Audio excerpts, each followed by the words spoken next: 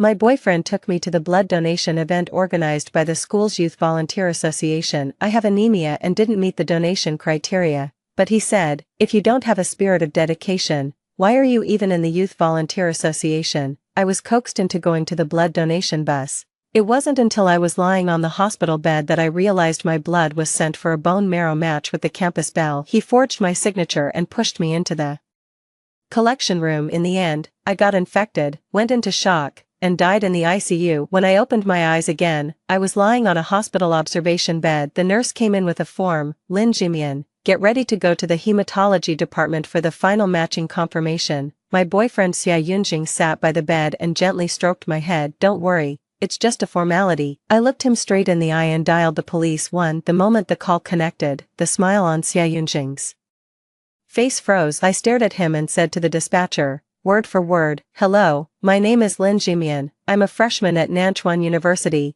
I suspect that someone used the campus blood donation event to collect my blood sample for bone marrow matching without my consent. Now they want to take me for further tests. I have long-term iron deficiency anemia and do not consent to any matching, collection, or donation. Please dispatch officers. I'm in the observation area of the hematology department at the second affiliated hospital of Nanchuan University. Xia Yunjing shot to his feet. Jimian, have you lost your mind? He reached out to snatch my phone. I immediately raised my voice. Nurse, someone's trying to take my phone. I want to check the surveillance footage. The hallway fell silent. 2 nurses poked their heads in, and the family member by the neighboring bed also stood up. Xia Yunjing's hand froze midair. His expression shifting repeatedly, he quickly put on that gentle, helpless expression. She was too nervous and misunderstood. We're classmates and also a couple. I came with her for the volunteer health checkup. I smiled. Does a public volunteer health check require high-resolution HLA typing? The nurse was stunned. Xia Yunjing's eyes darkened. Jimian, don't throw around medical terms. I reached under the pillow and pulled out the checklist clipped at the foot of the bed. In my past life. He shoved it into my bag without me even glancing at it. This time, I lay myself bare before everyone. In the examination checklist, it was clearly written, HLA review, donor-recipient match confirmation, and blood routine recheck. My finger tapped on the words donor and recipient. Who is the recipient? Xia Yunjing closed his eyes, as if tolerating my immaturity. Qingyan's condition is critical. You're just confirming, not donating right away. It's about saving a life. Do you really have to call the police? I asked him. When will I know if I've already been matched? He didn't answer. When did I ever sign the informed consent form for hematopoietic stem cell donation? He still didn't answer. Why did my anemia test results show as normal in the system? Xia Yunjing's face turned completely grim. The nurse nearby also sensed something was wrong and immediately went to call the head nurse. I held the phone, my voice steady. I demand that the hospital immediately seal my medical records, blood test records, surveillance footage, and signed documents. No one is allowed to take me away without my personal, in-person confirmation. Xia Yunjing lowered his voice. Lin Jimian, don't make a scene. Bai Qingyan is still lying in the hospital ward, waiting for a chance to survive. I looked up at him. So what? If she wants to live, do I have to give up my blood, my marrow, my very life? His brows furrowed. How can you say that? No one's trying to kill you. In my past life, I believed it, so I really lost my life. I can't be bothered to talk about conscience with him anymore. He traded his conscience for his future long ago. 10 minutes later, the hospital security arrived. 20 minutes later, Officer Luo from the local police station arrived with his team. Xia Yunjing finally panicked. His first words were not an explanation. It's accusing me, officer. She's emotionally unstable. We were just doing a voluntary donor registry for public welfare, and she suddenly backed out, even slandering the hospital. Officer Luo looked at me. Did you call the police? I nodded and turned on the recording from the nurse walking in and saying final match confirmation to Xia Yunjing saying Bai Qingyan's life depends on it. Not a single word was missed. Xia Yunjing's lips slowly turned pale. I pulled up my anemia medical records, school admission physical exam report, and the photos taken at the blood donation bus that day. Altogether, I don't meet the blood donation criteria, but on that day, the Youth Volunteer Association still drew an extra vial of my blood under the pretext of keeping a sample for health records. I have no idea where my blood sample went, and I never signed any donation consent form. Officer Luo's gaze turned serious. He asked the hospital to call the person in charge of the shift. Xia Yunjing was about to say something, but I cut him off first. Officer, I request a handwriting analysis. If they have a consent form with my signature on it, it must be a fake. As these words fell, a weak female voice came from outside the door. Jimian, why are you pushing Yunjing so hard? I turned my head. Bai Qingyan sat in a wheelchair, draped in an oversized hospital gown, her face pale to the point of being almost translucent. She looked at me, tears welling in her eyes. I just want to survive, too. The moment Bai Qingyan appeared, the atmosphere in the corridor shifted. She is the leading actress in the promotional video for Nanchuan University scholarships, hosting school anniversary galas. She's everywhere. After she fell ill, the school's official WeChat account published 3 articles in a row, light up the life of the broken-winged rose. Countless people donated to her. I also donated 500 in my past life. At that time, I truly wished for her recovery until she used my body to trade for her own life. Bai Qingyan gripped the armrests of the wheelchair, tears falling one by one. Jimian, I know you're scared, but it's just a match confirmation, not asking you to donate. Right now. Xia Yunjing immediately crouched down beside her and draped the blanket over her. That scene is all too familiar. A frail campus beauty, a devoted boyfriend, and a malicious female rival who refuses to save her. In my past life, this was exactly how I was pushed to stand against everyone. I didn't look at Bai Qingyan, only at Officer Luo. I refused to discuss my medical information with unauthorized individuals. Bai Qingyan's crying abruptly stopped. A flash of anger crossed Xia Yunjing's eyes. She's not an outsider, she's the recipient. I let out a laugh. You admit it. His expression changed. Officer Luo immediately pressed further. You already know the donor-recipient relationship. Who informed you? Did the donor personally sign the matching consent? Xia Yunjing opened his mouth as if to speak. Bai Qingyan lowered her head, her voice growing softer. I don't know the procedure, I just heard the doctor say there's hope. At that moment, a middle-aged man in a white lab coat hurried over. The name tag read, Hematology Department, Qiu Wenbai. In my past life, he was the one who altered my hemoglobin levels. It was also him who said during the pre-op rounds, she's a young girl, good foundation, just draw some and let her recover. Qiu Wenbai frowned the moment he stepped through the door. Why had the police been involved? This is just routine medical communication, I asked him directly. Dr. Qiu, when did I authorize you to perform the HLA test? He didn't even glance at me, his tone icy. You registered as a donor with the Youth Volunteer Association, and the process includes a matching screening. Which registration? I reached out my hand. Show it to me. He paused for a second. The materials are in the system, let's adjust it now. The ward director has also arrived. Officer Luo requested that the relevant medical records and signed documents be sealed. Qiu Wenbai's expression darkened. Officer,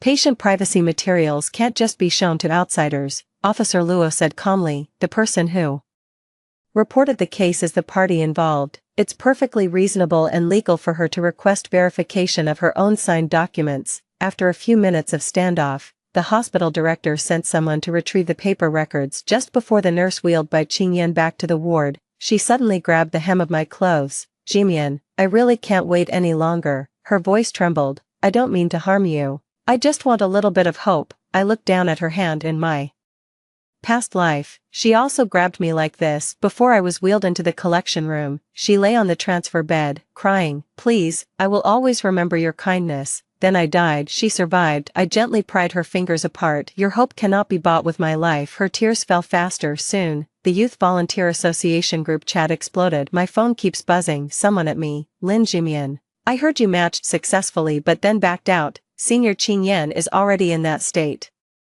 Isn't it too much for you to call the police, always padding your volunteer hours, but when real dedication is needed, you play dead? It's just anemia, not a terminal illness. Someone even posted a partial screenshot of my school entrance medical examination form. The name is not blurred. The column indicating low hemoglobin is circled in red. The caption read, she's not that bad at all. I stared at the screen, my fingertips growing cold bit by bit. The online harassment in my past life was even more vicious than this. They said I'm not worthy of being a volunteer, accusing me of standing by and doing nothing while someone died, saying my boyfriend is the unluckiest guy in the world to have met me. In the end, when I died, they just said, she was always frail, can't blame others entirely. This time, I didn't explain. Let me record the screen first. Screenshot again. Save the poster, timestamp, group member list, and forwarding history in full. Then I called Hao Min, the advisor of the Youth Volunteer Association. Teacher, My medical privacy has been leaked. Moreover, I suspect that the Blood Donation Week event involved illegal sample collection. There was a 2-second silence on the other end of the line. Lin Jimian, where are you now? The second affiliated hospital. Don't leave, I'll be right there. After hanging up the phone, Xia Yunjing stood at the door looking at me. He stopped pretending to be gentle. Jimian, do you have to drag everyone down with you? I said. You guys were the ones who dragged me onto the collection platform first. His eyes were dark and brooding. If Qingyan misses the transplant window, you'll regret it for the rest of your life. I looked up. I've already regretted it in my past life. He didn't get it, but I know the real trouble hasn't even started yet. 3 By the afternoon, the school forum had completely exploded. The hot post titles are getting more disgusting by the minute. Matched donor backs out at the last minute, leaving.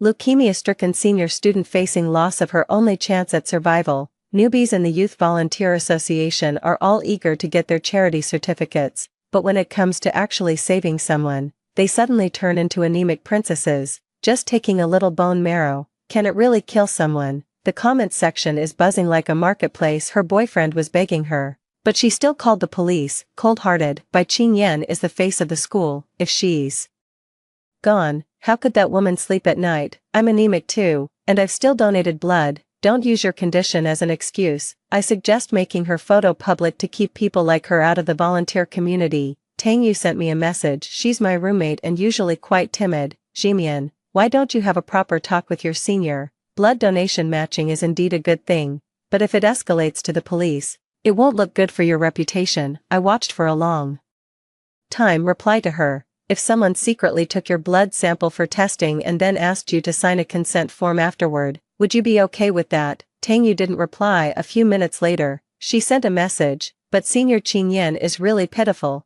I closed the chat window. Many people can't tell the difference between being pitiful and having rights. Pity is not a free pass, nor is it a license to drain my marrow. In the evening, Professor Hermione rushed to the hospital. Her face grew darker and darker as she finished looking through what I had saved. There is no hematopoietic stem cell screening project in the Youth Volunteer Association's activity approval list. I asked, so who has access to the student list and copies of ID cards? Hermione was silent for a moment. The president, that is, Xia Yunjing. She immediately contacted the college and the university's legal department. Officer Luo also sealed the registration forms from the blood donation vehicle that day. The transfer records of remaining blood samples and the hospital system logs. Qiu Wenba kept insisting it was a misunderstanding. The student might have signed too many documents to remember clearly. Typing is just an initial screening, common in public welfare projects. We did not perform any invasive procedures. I listened to his argument without any emotional stir. In the previous life, they were the same. Every step is just a formality. Even as I lay in the ICU, they were still saying I had a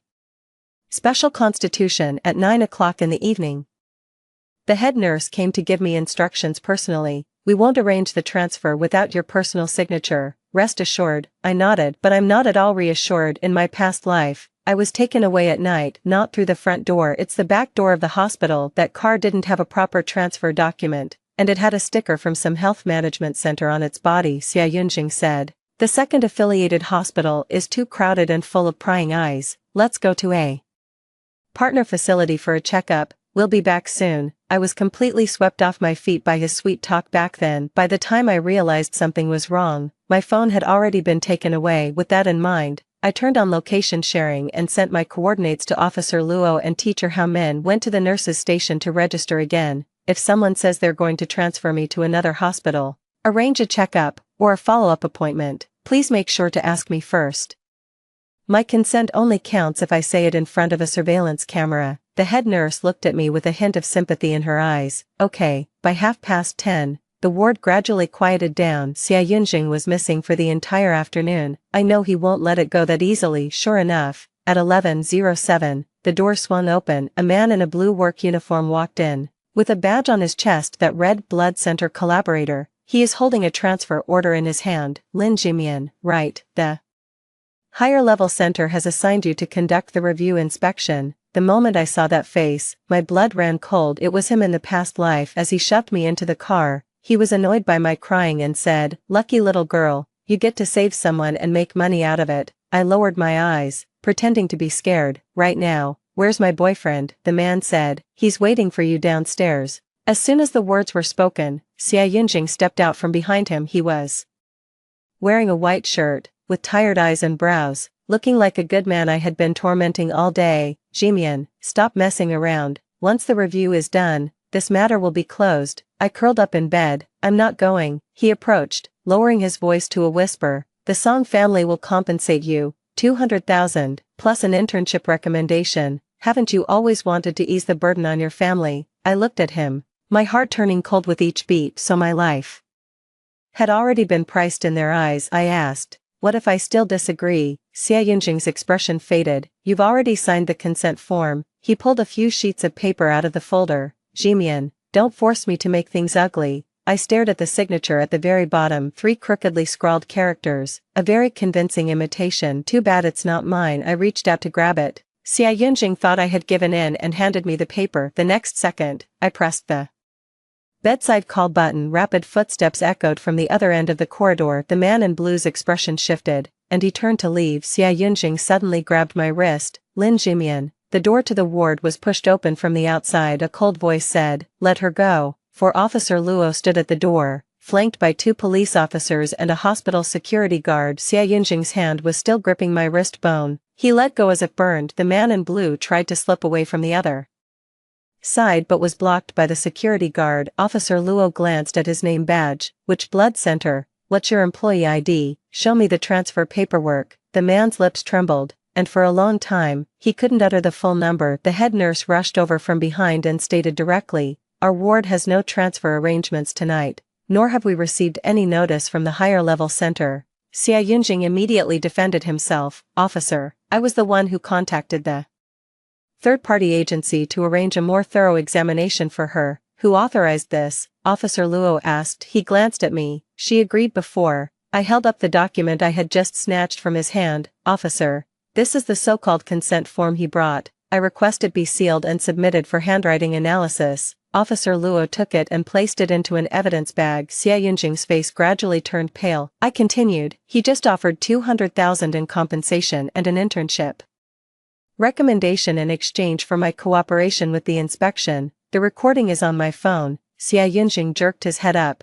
"You've been recording this whole time." I looked at him. "What else? Wait for you to send me to my death again." His eyes flickered at the word "again," but soon, he got angry. "Lin Jimian, can you stop assuming the worst in everyone? I admit, I did want you to help Qing Yin, but that was about saving a life. Aren't you standing here safe and sound right now?" I can't bring myself to laugh. In my past life, I heard those words too. When I woke up from my first post-surgery shock, he said to the doctor through the glass, "Isn't she still alive? As long as you're still breathing, they don't consider it harm." Officer Luo didn't give him a chance to keep up his act. The man in blue was taken away for identity verification. Xia Yunjing was also asked to cooperate with the investigation. Just before he left, he suddenly turned back. "Jimian, are you really going to destroy me?" I shot back. "Did I ask you to forge the signature?" His lips pressed into a thin line. "I just want to save people. Before you try to save someone, learn not to harm them first." The lights in the hospital conference room were still on at 2 in the morning. Teacher Hao Min, the hospital's medical affairs office, and the police are all present. Qiu Wenbai looked grim when he was summoned. Officer Luo slammed the transfer order onto the table.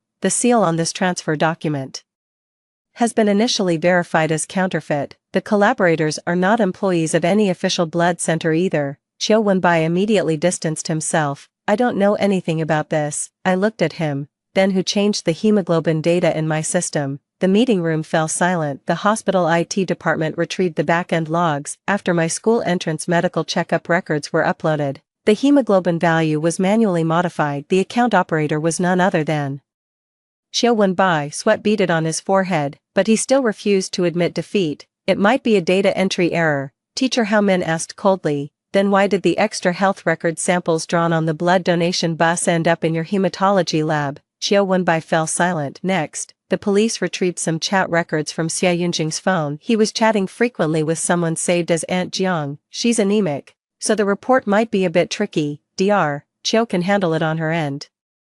Just don't let her see the official project name.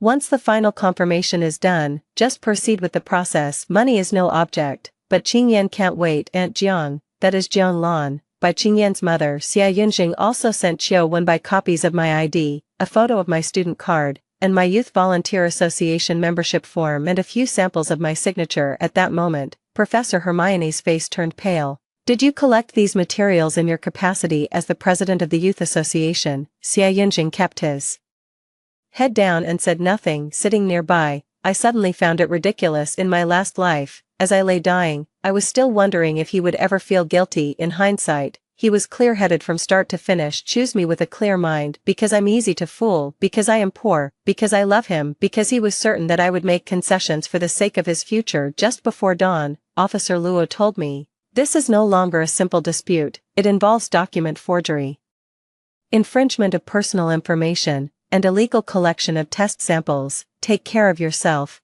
we'll continue the investigation. I nodded. Outside the hospital room, by Qingyan's mother, Jiang Lan, arrived in a hurry. She was dressed elegantly, with red and swollen eyes, yet she didn't look the least bit disheveled. When she saw me, she walked straight over. Lin, let's talk, I said. Talk to my lawyer. Her face darkened. You're still young, you don't understand that lives are at stake.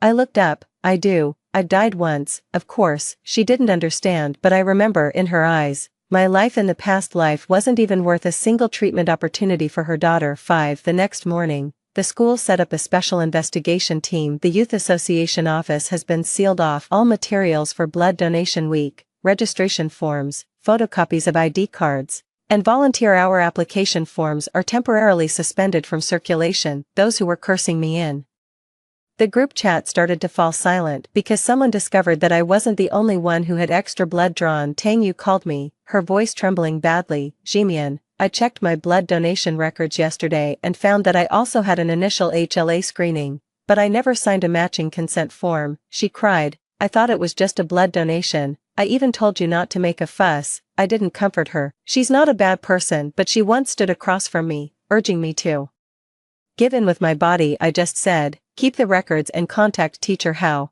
Tang Yu choked out a muffled ahm. The investigation is progressing faster than I expected because there is more than one victim. The Youth Volunteer Association organized over 300 students for blood donation registration, among whom 67 had extra blood drawn for health record sampling. Samples from 29 individuals were sent for initial HLA screening. The information of the 7 individuals has been marked as available for further communication. I am first in line. The reason was glaringly obvious in the remarks. Female, first-year college student, average family background, boyfriend is persuadable and highly compliant, high compliance. I stared at those 4 words, and my stomach churned. So in their eyes, I'm not even human. I am a donor who facilitates a smooth process. Police recovered Qiu Wenbai's deleted chat records. He has a set script with the medical intermediary. Blood donation samples from campus are of high quality. Students are innocent and easy to mobilize for public welfare. The family pays the consultation fee first, and will discuss the gratuity after a match is found. The Song family transferred 800,000 yuan to the agent. Of that, 150,000 went into the account of Qiu Wenbai's relative. 50,000 yuan was transferred to Xia Yunjing. With a note to support for public welfare projects, there is also an internship recommendation letter issued by Qingyan's father's company recipient, Xia Yunjing. Seeing this, teacher Hao Min was so furious that her hands were trembling. What does he take the Youth Volunteer Association for? What does he take the students for? Officer Luo instructed his team to continue retrieving the phone records from Bai Qingyan's side. The result is even more disgusting than I imagined. Bai Qingyan has a small group chat called Go Qingyan. It includes her, Jiang Lan, Xia Yunjing, and a few close classmates. Bai Qingyan said.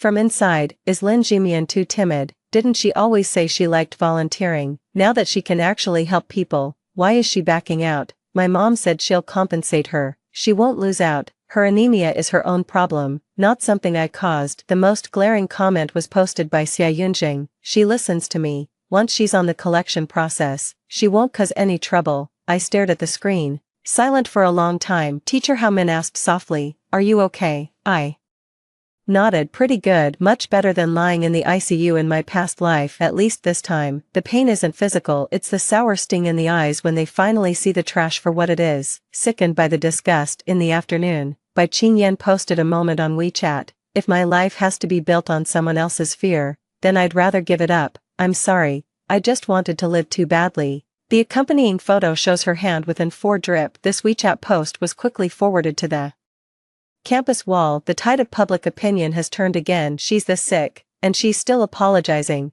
The patient is innocent too. It's all the fault of the adults and the system. Lin Jimian is fine now. Can you stop pushing people to the brink? Senior Xia must have been too flustered to think straight. I find it amusing. They will always make excuses for the one who caused the harm. Sick. So it's assumed that others are being wheeled into the operating room desperate, so forging signatures is acceptable, my love, so you can take away my right to choose. That evening, the school informed me to attend a briefing session the next day. I know what they're up to. In his past life, Xia Yunjing was a master of public apologies. He would cry, kneel, and paint himself as a pitiful soul who lost his composure while trying to save someone. Then everyone would turn around and try to persuade me. Forget it, he's had a tough time too. You weren't actually in any real trouble. This time, I fully charged the voice recorder. Make 3 backup copies of all evidence. Right before bed, I received a text from an unknown number. Lin, don't push it. If Qing Yan gets hurt, can you bear the consequences? I replied with just 4 words. File a police report for the record. The other person didn't send anything else. I put down my phone and touched the injection mark on my wrist that hadn't faded yet. There's a dull ache there. Remind me, every wound on your body is not meant to be a stepping stone for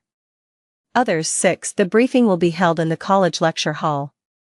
A lot of people showed up: college administrators, members of the Youth Volunteer Association, representatives of affected students, hospital legal counsel, and the police. I'm sitting in the front row. Xia Yunjing was suspended from his student leadership position and stood at the side of the stage. He looked haggard overnight, with bloodshot eyes, like a tragic hero misunderstood by the whole world. Bai Qingyan didn't show up. She is in poor health, but she recorded a video. The projection lit up, and she lay in the hospital bed, her voice barely a whisper. I know this has caused harm to everyone. I'm truly sorry if anyone was forced to get involved because of me. I never intended to hurt anyone. As the video ended, someone in the audience sighed. I didn't move. She didn't actually hold me down with her own hands. She knew the blade would fall, yet she never called for it to stop. Then Xia Yunjing stepped forward to the front of the stage. He lowered his head and remained silent for a few seconds, then suddenly turned to me and dropped to his knees with a thud. The whole audience erupted in an uproar. Jimian, I'm sorry. He shed tears quickly. I was too eager to save her,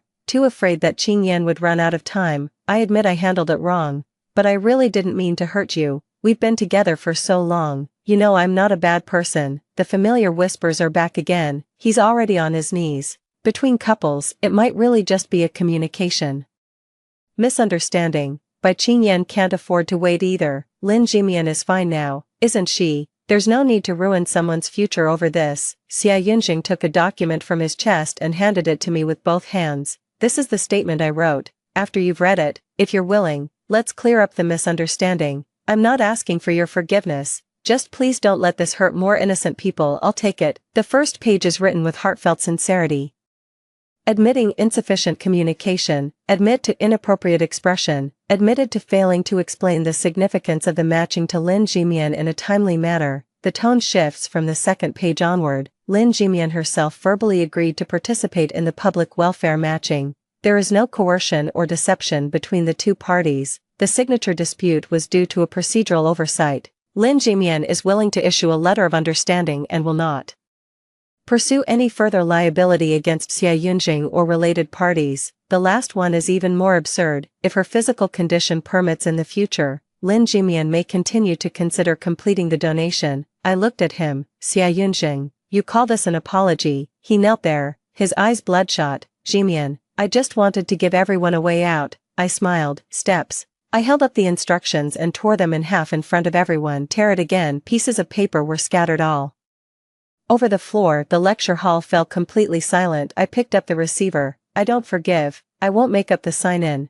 and I'm not going to use my body to clean up the mess of your fake procedures. Xia Yunjing's face turned deathly pale. I continued. Informed consent is not something you patch up after the fact. It's not about tricking someone into getting in the car, pushing them to the door, and then shoving a piece of paper in their face claiming they volunteered. Officer Luo stood up and took over the conversation. Informed consent in medical practice must be genuine, voluntary, fully informed, and obtained prior to the procedure. Retroactive signing cannot alter the facts of forged signatures, unauthorized sampling, or infringement of personal information. The audience below was dead silent. The classmates who had just advised me not to push too hard all lowered their heads. Tang Yu sat in the student representative section, her eyes red-rimmed. She stood up, her voice trembling. I never agreed to the matching either. My blood sample was also sent for testing. I am willing to cooperate with the investigation. Then, a few more students stood up. Me too. I thought it was just a blood donation. I submitted a copy of my ID to the Youth Volunteer Association, and later it was entered into some volunteer database. Public opinion split completely at this moment. Xia Yunjing knelt on the stage, like a collapsed statue. He suddenly looked up at me, with no trace of remorse in his eyes, only hatred. Lin Jimian, do you have to burn every bridge? I looked at him. I didn't block the road. You paved it with my blood. After the briefing, the school issued a notice. Youth Association Blood Donation Week is suspended. Xia Yunjing has been removed from his position as president, and all evaluations and awards have been suspended. The hospital is conducting an internal investigation into Qiu Wenbai. The police continue to investigate the Song family, the intermediary, and related individuals, but I know it's not over yet because in their past life, they did one last thing before the truth was about to come out. They forged a school notice to trick more students into going to an off-campus medical checkup center while supplementing the sampling. Meanwhile, signed the consent form retroactively, disguising illegality as unanimous consent. That evening, a notification from the Youth Volunteer Association popped up on my phone. Review of public blood donation data and arrangement for comprehensive health checkups. I clicked on it. The signature is from the school's Youth League committee, but I could tell something was wrong at a single glance. 7. The notice was written in a high-sounding manner to complete the health records for volunteers of the Public Blood Donation Week. All participating students are requested to bring their ID card and student ID to Renan Medical Examination Center on Conning Road tomorrow at 9:00 a.m. to update their information. Here are a few more requirements below. To protect personal privacy, please refrain from taking photos or videos. Public service certificates and subsidies will be distributed on-site. Volunteer hours for unexcused absences will be temporarily withheld. This review is organized solely by the Youth Volunteer Association. No unrelated companions are allowed. We're too close. In my past life, after I died, some rumors started circulating at school. Xia Yunjing and Song Jia used this notice to call other students out to sign supplementary materials. They said it's a normal supplementary enrollment. Actually, it's about patching vulnerabilities. Change secret testing to voluntary testing by the individual. Change screening donors to health records. By then, I had already become a silent corpse. No one knows what lies behind this notice. This time, I took a screenshot, recorded the screen, and saved the source link, then sent it to Officer Luo and Teacher Hao Min. Hermione quickly replied to me, "The school hasn't issued this notice. Don't forward it, wait for the police to make arrangements." Officer Luo replied with just 2 words, "Roger that." I stared at the screen, my heartbeat steady. Finally, the last paragraph. The more anxious they are, the more flaws they reveal. The next morning, as expected, someone in the group chat started discussing it. Do I need to go for this review? They said if I don't go, I won't get the volunteer hours. There are subsidies too. Is it because of medical privacy that we can't take photos? Tang Yu posted in the group, "Everyone, hold off for now. The teacher hasn't confirmed yet." Someone immediately snapped back at her, "Are you being led by the nose by Lin Jimian? The school's official seal is right there. How could it be fake?" I'm still waiting for the charity certificate to qualify for the award. I didn't argue in the group chat. I know that some people have to see the blade with their own eyes before they believe it's not a ruler. Police set up in advance deployment at Renan Medical Examination Center. Teacher Hao Min arranged for the college counselors to register students at the school gate, reminding them not to go on their own. Yet, a dozen or so students still sneaked off to go. They're afraid of losing their volunteer hours. They were also afraid of gaining a reputation for being uncooperative with public welfare. At 9 a.m., I arrived at the perimeter of the medical examination center with Teacher Hao Min and Officer Luo. I didn't go in. I sat in the car and saw Xia Yunjing standing at the door. He wore a mask and a hat, keeping his head down as he collected the students' ID cards. Jiang Lan sat in a corner of the hall, a dark briefcase by her side. Qiu Wenbai did not show up, but his assistant is inside. Several people in white coats led the student to the second floor. A stack of blank forms sits on the table. Informed consent form for voluntary hematopoietic stem cell donor registry, blood sample review authorization form. Supplementary statement for public health records. students were urged to sign before they could even read the content clearly, just going through the motions to complete the process. You already agreed when you donated blood before. The certificate and subsidy will be issued upon signing. A guy frowned and said, I never said I wanted to put it into storage. The staff member immediately smiled and said, registering is also a form of charity, but it doesn't mean it will be donated right away.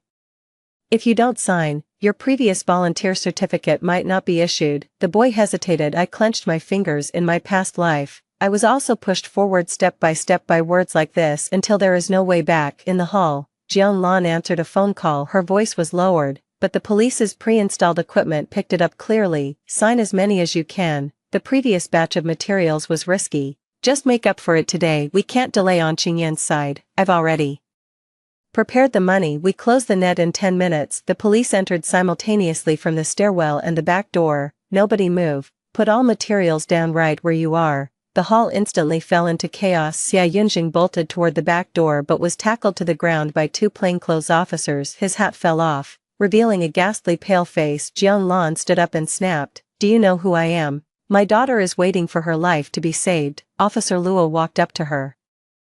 Saving a life is not an excuse to break the law. The file package has been opened. Inside, there are cash, transfer receipts, student information sheets, unauthorized blood sample labels, and several pre-stamped blank consent forms. A list was also recovered from the computer, includes name, blood type, HLA preliminary screening results, family background, and ease of communication. My name has a bolded note after it. High match, prioritize progress, boyfriend under control.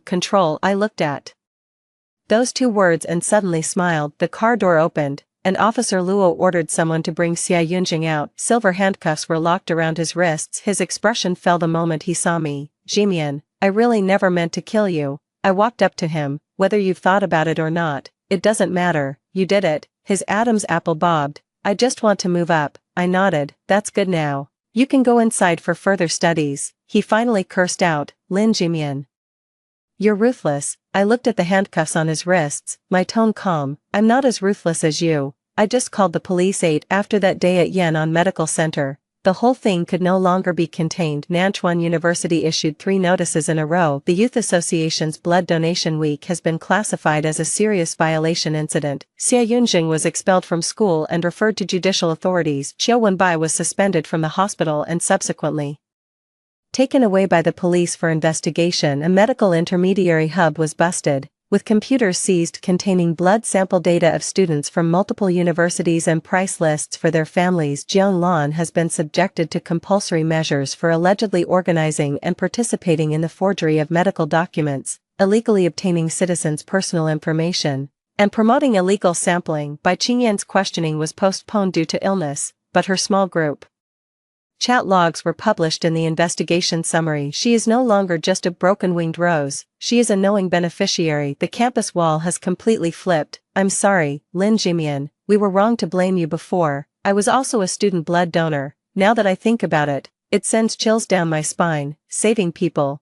more like treating students as a resource pool. Xia Yunjing is terrifying. He'd even sell his own girlfriend. Tang Yu sent me a long message. Jimian, I'm sorry, I used to think that public welfare was always a good thing, and that calling the police was too harsh. Only when I saw my own name on the list, followed by soft personality, can be persuaded, did I realize how foolish I was. You don't have to forgive me, but I want to say thank you. I finished reading and exited the chat box. No reply. Some apologies are just them finally realizing that the knife can cut them too. I don't hate Tang Yu, but I don't want to keep being the one everyone tells to be sensible. Bai Qingyan stopped updating her moments. Some say her condition has worsened. Some say the Song family is contacting donors from the official registry. Some people are still badmouthing me behind my back. If she had agreed earlier, Bai Qingyan wouldn't have ended up like this. I saw it and found it utterly absurd. They still don't get it. I have no obligation to be deceived in order to fulfill anyone else's life. If Bai Qingyan needs a transplant, she can follow the proper procedures. She can wait for voluntary donors. She can seek help from the public. But she cannot trample over my informed consent and turn me into her family's spare organ. Half a month later, Officer Luo notified me to come in for a supplementary statement. He showed me the handwriting analysis results. The 3 consent forms submitted by Xia Yunjing all bear signatures that are not his own. The signature characteristics of 2 of them are highly similar to the sample of my Youth Volunteer Association membership form saved in his phone. In other words, he's trained. He wasn't just momentarily confused. He had long been ready to turn me into a willing participant. The sunlight was blinding as I walked out of the police station. Teacher Hao Min is waiting for me at the door, she said. The school is planning to restructure the Youth Volunteer Association system. From now on, all activities involving medical or personal information must have third-party supervision and the individual's secondary confirmation. I nodded. Not bad. She looked at me with a guilty expression. I'm sorry, the teacher failed to supervise properly. I remained silent for a few seconds. Teacher, don't let the next new student think that joining a non-profit means giving up their whole self. Hermione's eyes reddened. No, I won't. With the start of the new semester, I quit the Youth Volunteer Association. Many people advised me, you've already put the bad guys behind bars, no need to give up volunteering. With your reputation now, staying in the Youth Association would actually let you serve as a supervisor. Don't let one Xia Yunjing make you lose faith in public welfare. I didn't explain much. There is certainly nothing wrong with public welfare. The fault lies with those who turn charity into business, kindness into a trap, and young students' trust into a hunting ground. I will still donate, will help, I will do good deeds within my ability, but I will no longer let anyone decide for me where my blood should flow. On the day I moved out of the dormitory, Tang, you helped me carry my suitcase, she whispered. Jimian, will you ever trust anyone again? I put the anemia medication, test reports, and ID documents into separate file folders, then zip it up. Yes, but I'll believe in myself first. She froze. I smiled. In my past life, I was always afraid of being seen as selfish, afraid of disappointing my boyfriend, afraid of being isolated by the association, afraid the school beauty's fate would weigh on me. So I stepped back, one step at a time, step back under the surgical light, retreat to the ICU, retreat until there is no voice left to say no for you. In this life, the first thing I learned was to say no, no offering, no signing. I'm not going with you. Do not entrust your body to anyone cloaked in the guise of kindness. Several months later, the case officially entered the stage of review and prosecution. Xia Yunjing sent me a letter through someone. The letter was filled with regret, saying he was just blinded by his future prospects. He said he still loves me. He said that if I were willing to issue a letter of forgiveness, he would turn over a new leaf once he got out. After reading it, I handed the letter to Officer Luo. Is this considered witness tampering? Officer Luo smiled and said, we'll take care of it. As I walked out of the office building, the wind blew in, carrying the chill of early winter. I pulled my coat tighter and looked down at the spot on my wrist where the barcode used to be. The sty has been gone for a long time. The skin is clean and clear, but I will always remember that it was once priced by someone. Not anymore. My blood, my marrow, my life, none of it belongs to anyone's grand narrative anymore. Kindness must be voluntary. Saving lives cannot be achieved through theft. Love cannot forge a signature. I stood in the sunlight and took a slow, deep breath. This time, every drop of blood flowing through my body answers only to me. Story 2. When Gu Changfeng handed me the divorce papers, I almost burst out laughing. In my past life, I begged him through tears not to divorce me, only to be destroyed by his white moonlight and lose everything. This time around, I'll make sure they learn what it means to go for wool and come home shorn. Fine, I'll sign. I picked up the pen and signed my name on the divorce papers with deliberate neatness. Gu Changfeng froze, nearly dropping the teacup in his hand. Lin Wanqiu, have you lost your mind? Gu Changfeng stared at the freshly signed divorce agreement, his eyes filled with disbelief. I set down the pen, smoothed my clothes, and spoke with a calmness that even I found chilling. I'm not crazy, I'm perfectly lucid. It's just a temporary divorce. Once the buzz around Suqing his return dies down, we'll remarry, he explained hastily, as if afraid I'd change my mind. Suqing he. Hearing that name, I let out a cold laugh inside. In my past life, it was because of this woman that I not only lost my life but also dragged my father down with me. When she returned from abroad with a gilded reputation, and the entire Gu family treated her like a precious jewel, claiming only someone of equal social standing was worthy of their son. Meanwhile, as the factory director's daughter, I was seen as nothing more than a country bumpkin unfit for polite society. Mother said this is a critical period for my promotion, we can't afford any slip-ups. Suqing his father served with mine, and now she's come back seeking the Gu family's support. People will inevitably talk. Gu Changfeng explained, his tone dripping with appeasement. I stared coldly at him. So you've decided to make your lawful wife temporarily disappear to clear the stage for her, Wancho? Don't talk like that, he said with a frown. It's just a temporary arrangement, 6 months at most. Once she's settled and found a job, we'll remarry immediately. A temporary arrangement. How foolish I was in my past life to have actually believed his lies. Those supposed 6 months stretched into a year, and that year became forever. Su Qinghe not only moved into the Gu family home, but she also got pregnant during Maya and Gu Chongfeng's fake divorce, securing her position directly. And what about me? Not only was I thrown out, but someone also poisoned me in secret. I died with a 3-month-old child in my womb. Wancho, seeing that I wasn't speaking, Gu Chongfeng grew a bit nervous. What are you thinking about? I snapped back to reality and smiled, just thinking about where to stay these next few days. Since we're putting on a show, we might as well go all the way, right? A flicker of barely noticeable disappointment passed through Gu Chongfeng's eyes, then he nodded. I've already found a small courtyard for you in the West District. You can move in tomorrow. Xiqing District, I sneered inwardly. That place was extremely remote, separated from the Gu family's Dongqing District by nearly the entire city. A perfect spot to make me disappear. I'll pack my things, I said, standing up and dusting off my hands. Is there anything else you need to tell me? Gu Chongfeng opened his mouth as if to say something, but in the end, he just shook his head. No, that's all. I turned and walked toward the room, my steps so light it was as if I were heading to a celebration. From behind me came Gu Chongfeng's voice. Wancho, I'm sorry. I stopped but didn't turn around. Gu Chongfeng, some things only need to be said once, repeating them makes them cheap. The moment I pushed the door open, I heard him let out a long, heavy sigh. In my past life, hearing that sigh would have broken my heart, filled me with regret, and made me want to turn back and hold him while I cried. Now, it just makes me sick. What right does a man who lacks the courage to protect his own wife have to sigh? I started packing my bags, my movements brisk and decisive. There's really not much to pack anyway. All I'm taking are a few changes of clothes and some documents. I'm leaving everything else behind. The jewelry from our wedding, all the gifts Gu Chongfeng ever gave me, none of it is coming with me. Just as I was folding the clothes, the door swung open. Gu's mother, Song Huiyun, entered carrying a teacup, her face wearing that trademark haughty expression of hers. How's the packing coming along? She asked indifferently, settling into a chair. Almost done. I kept folding clothes without looking up. Lin Wancho, she set down her teacup. You're acting very unusual today. My hands paused briefly. How so? With your temperament, you should be crying and making a scene.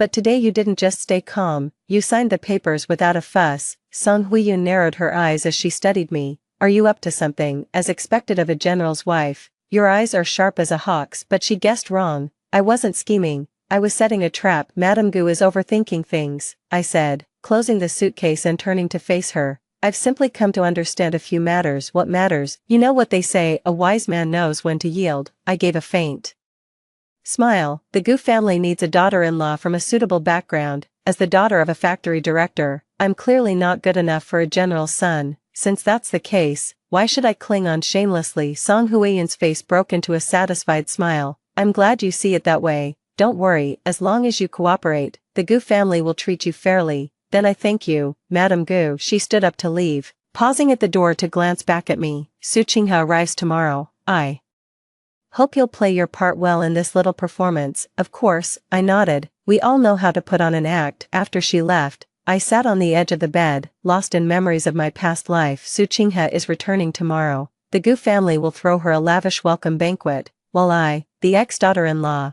will be completely erased from their history in my past life. I hid away in that tiny courtyard in the West District, crying my eyes out every day, desperately hoping Gu Chongfeng would visit and this nightmare would finally end. But in this lifetime, I'll make sure everyone understands how the tables can turn. Su Qinghe, isn't it the position of Mrs. Gu that you've been coveting? I'll step aside and let you have it. But how long you'll keep that seat depends entirely on your capabilities. Early the next morning, I moved my belongings to the small courtyard in the West District. It was called a small courtyard, but really it was just a dilapidated quadrangle. The place wasn't small by any means, but years of neglect had left it with an air of decay permeating every corner. But that suited me just fine. It perfectly matched my current persona as the pitiful abandoned woman. I had just finished tidying up the room when I heard a knock at the door. Opening the door, I saw a middle-aged woman I didn't recognize, holding a basket of eggs. You must be Comrade Lin, she said with a warm smile. I'm Aunt Wang from next door. I heard you just moved in and wanted to see if you need any help. Hello, Aunt Wang, I'm Lin Wanqiu. I accepted the eggs and politely invited her inside. Aunt Wang glanced around the room and asked in a hushed tone, Comrade Lin, do you live here alone? I nodded. For now, yes. And what about your husband? She pressed with curiosity. In my past life, I would have hemmed and hawed over such a question, unsure how to respond, but now I've got my answer ready. We're divorced, I said flatly. He fell for someone else, and I wasn't about to cling to a dead-end marriage. Sister Wang's face softened with sympathy. Oh, these men nowadays have no conscience. How could he let go of a wonderful woman like you? Maybe I'm just not good enough for him, I said with a bitter smile. Now that he's climbed the social ladder, he naturally looks down on his old wife. What social ladder? Sister Wang's curiosity was instantly piqued. I pretended to let the secret slip accidentally. It's that returnee from abroad. I heard her family has powerful connections. A returnee. Sister Wang's eyes lit up. That's quite the catch indeed. But Comrade Lin, don't take it too hard. What's meant to be yours will stay. Forcing what isn't never works. I kept nodding, putting on a submissive and compliant front. After Sister Wang left, I sat in the courtyard, gazing at the blue sky and white clouds above, yet my heart felt unusually calm. In my past life, I lived in this courtyard for over half a year, waiting every day for Gu Chongfeng to visit me, to take me back home, but he never came, not even once. Su Qinghe once visited me on a rainy night, claiming she came to comfort me, but in reality, she was just flaunting the fact that she was pregnant with Gu Chongfeng's child. That night, I cried until I nearly passed out, and her, standing in the rain, wearing a white trench coat, she looked down on my misery like a queen. Sister Wanqiu, I know you hate me, she said at the time, but love is a battlefield. You win some, you lose some, you lost. So you have to accept it. I was truly defeated back then, utterly and completely, but in this life, I'm going to show her what it means to turn the tables. Just as I was lost in thought, the courtyard gate was knocked on again. I thought it was Aunt Wang coming back, but when I opened the door, it turned out to be my dad. Dad, what brings you here? I asked, a little surprised. Lin Jiangwo looked at me, his eyes full of concern. Sweetheart, I heard you and Chongfeng got divorced. I nodded and ushered him inside. It's just temporary, he said. We'll remarry after some time has passed. Temporary, my foot. Lin Jiangwo slammed the table in anger. A divorce is a divorce. There's no such thing as temporary. I poured him a cup of tea and said, Dad, please don't be upset. I've come to terms with it. If he truly wanted to spend his life with me, he wouldn't have asked for a divorce. Since he doesn't value our marriage, why should I cling to it? Lin Jiangwo was taken aback, not expecting me to say that. Sweetie, have you really made peace with it?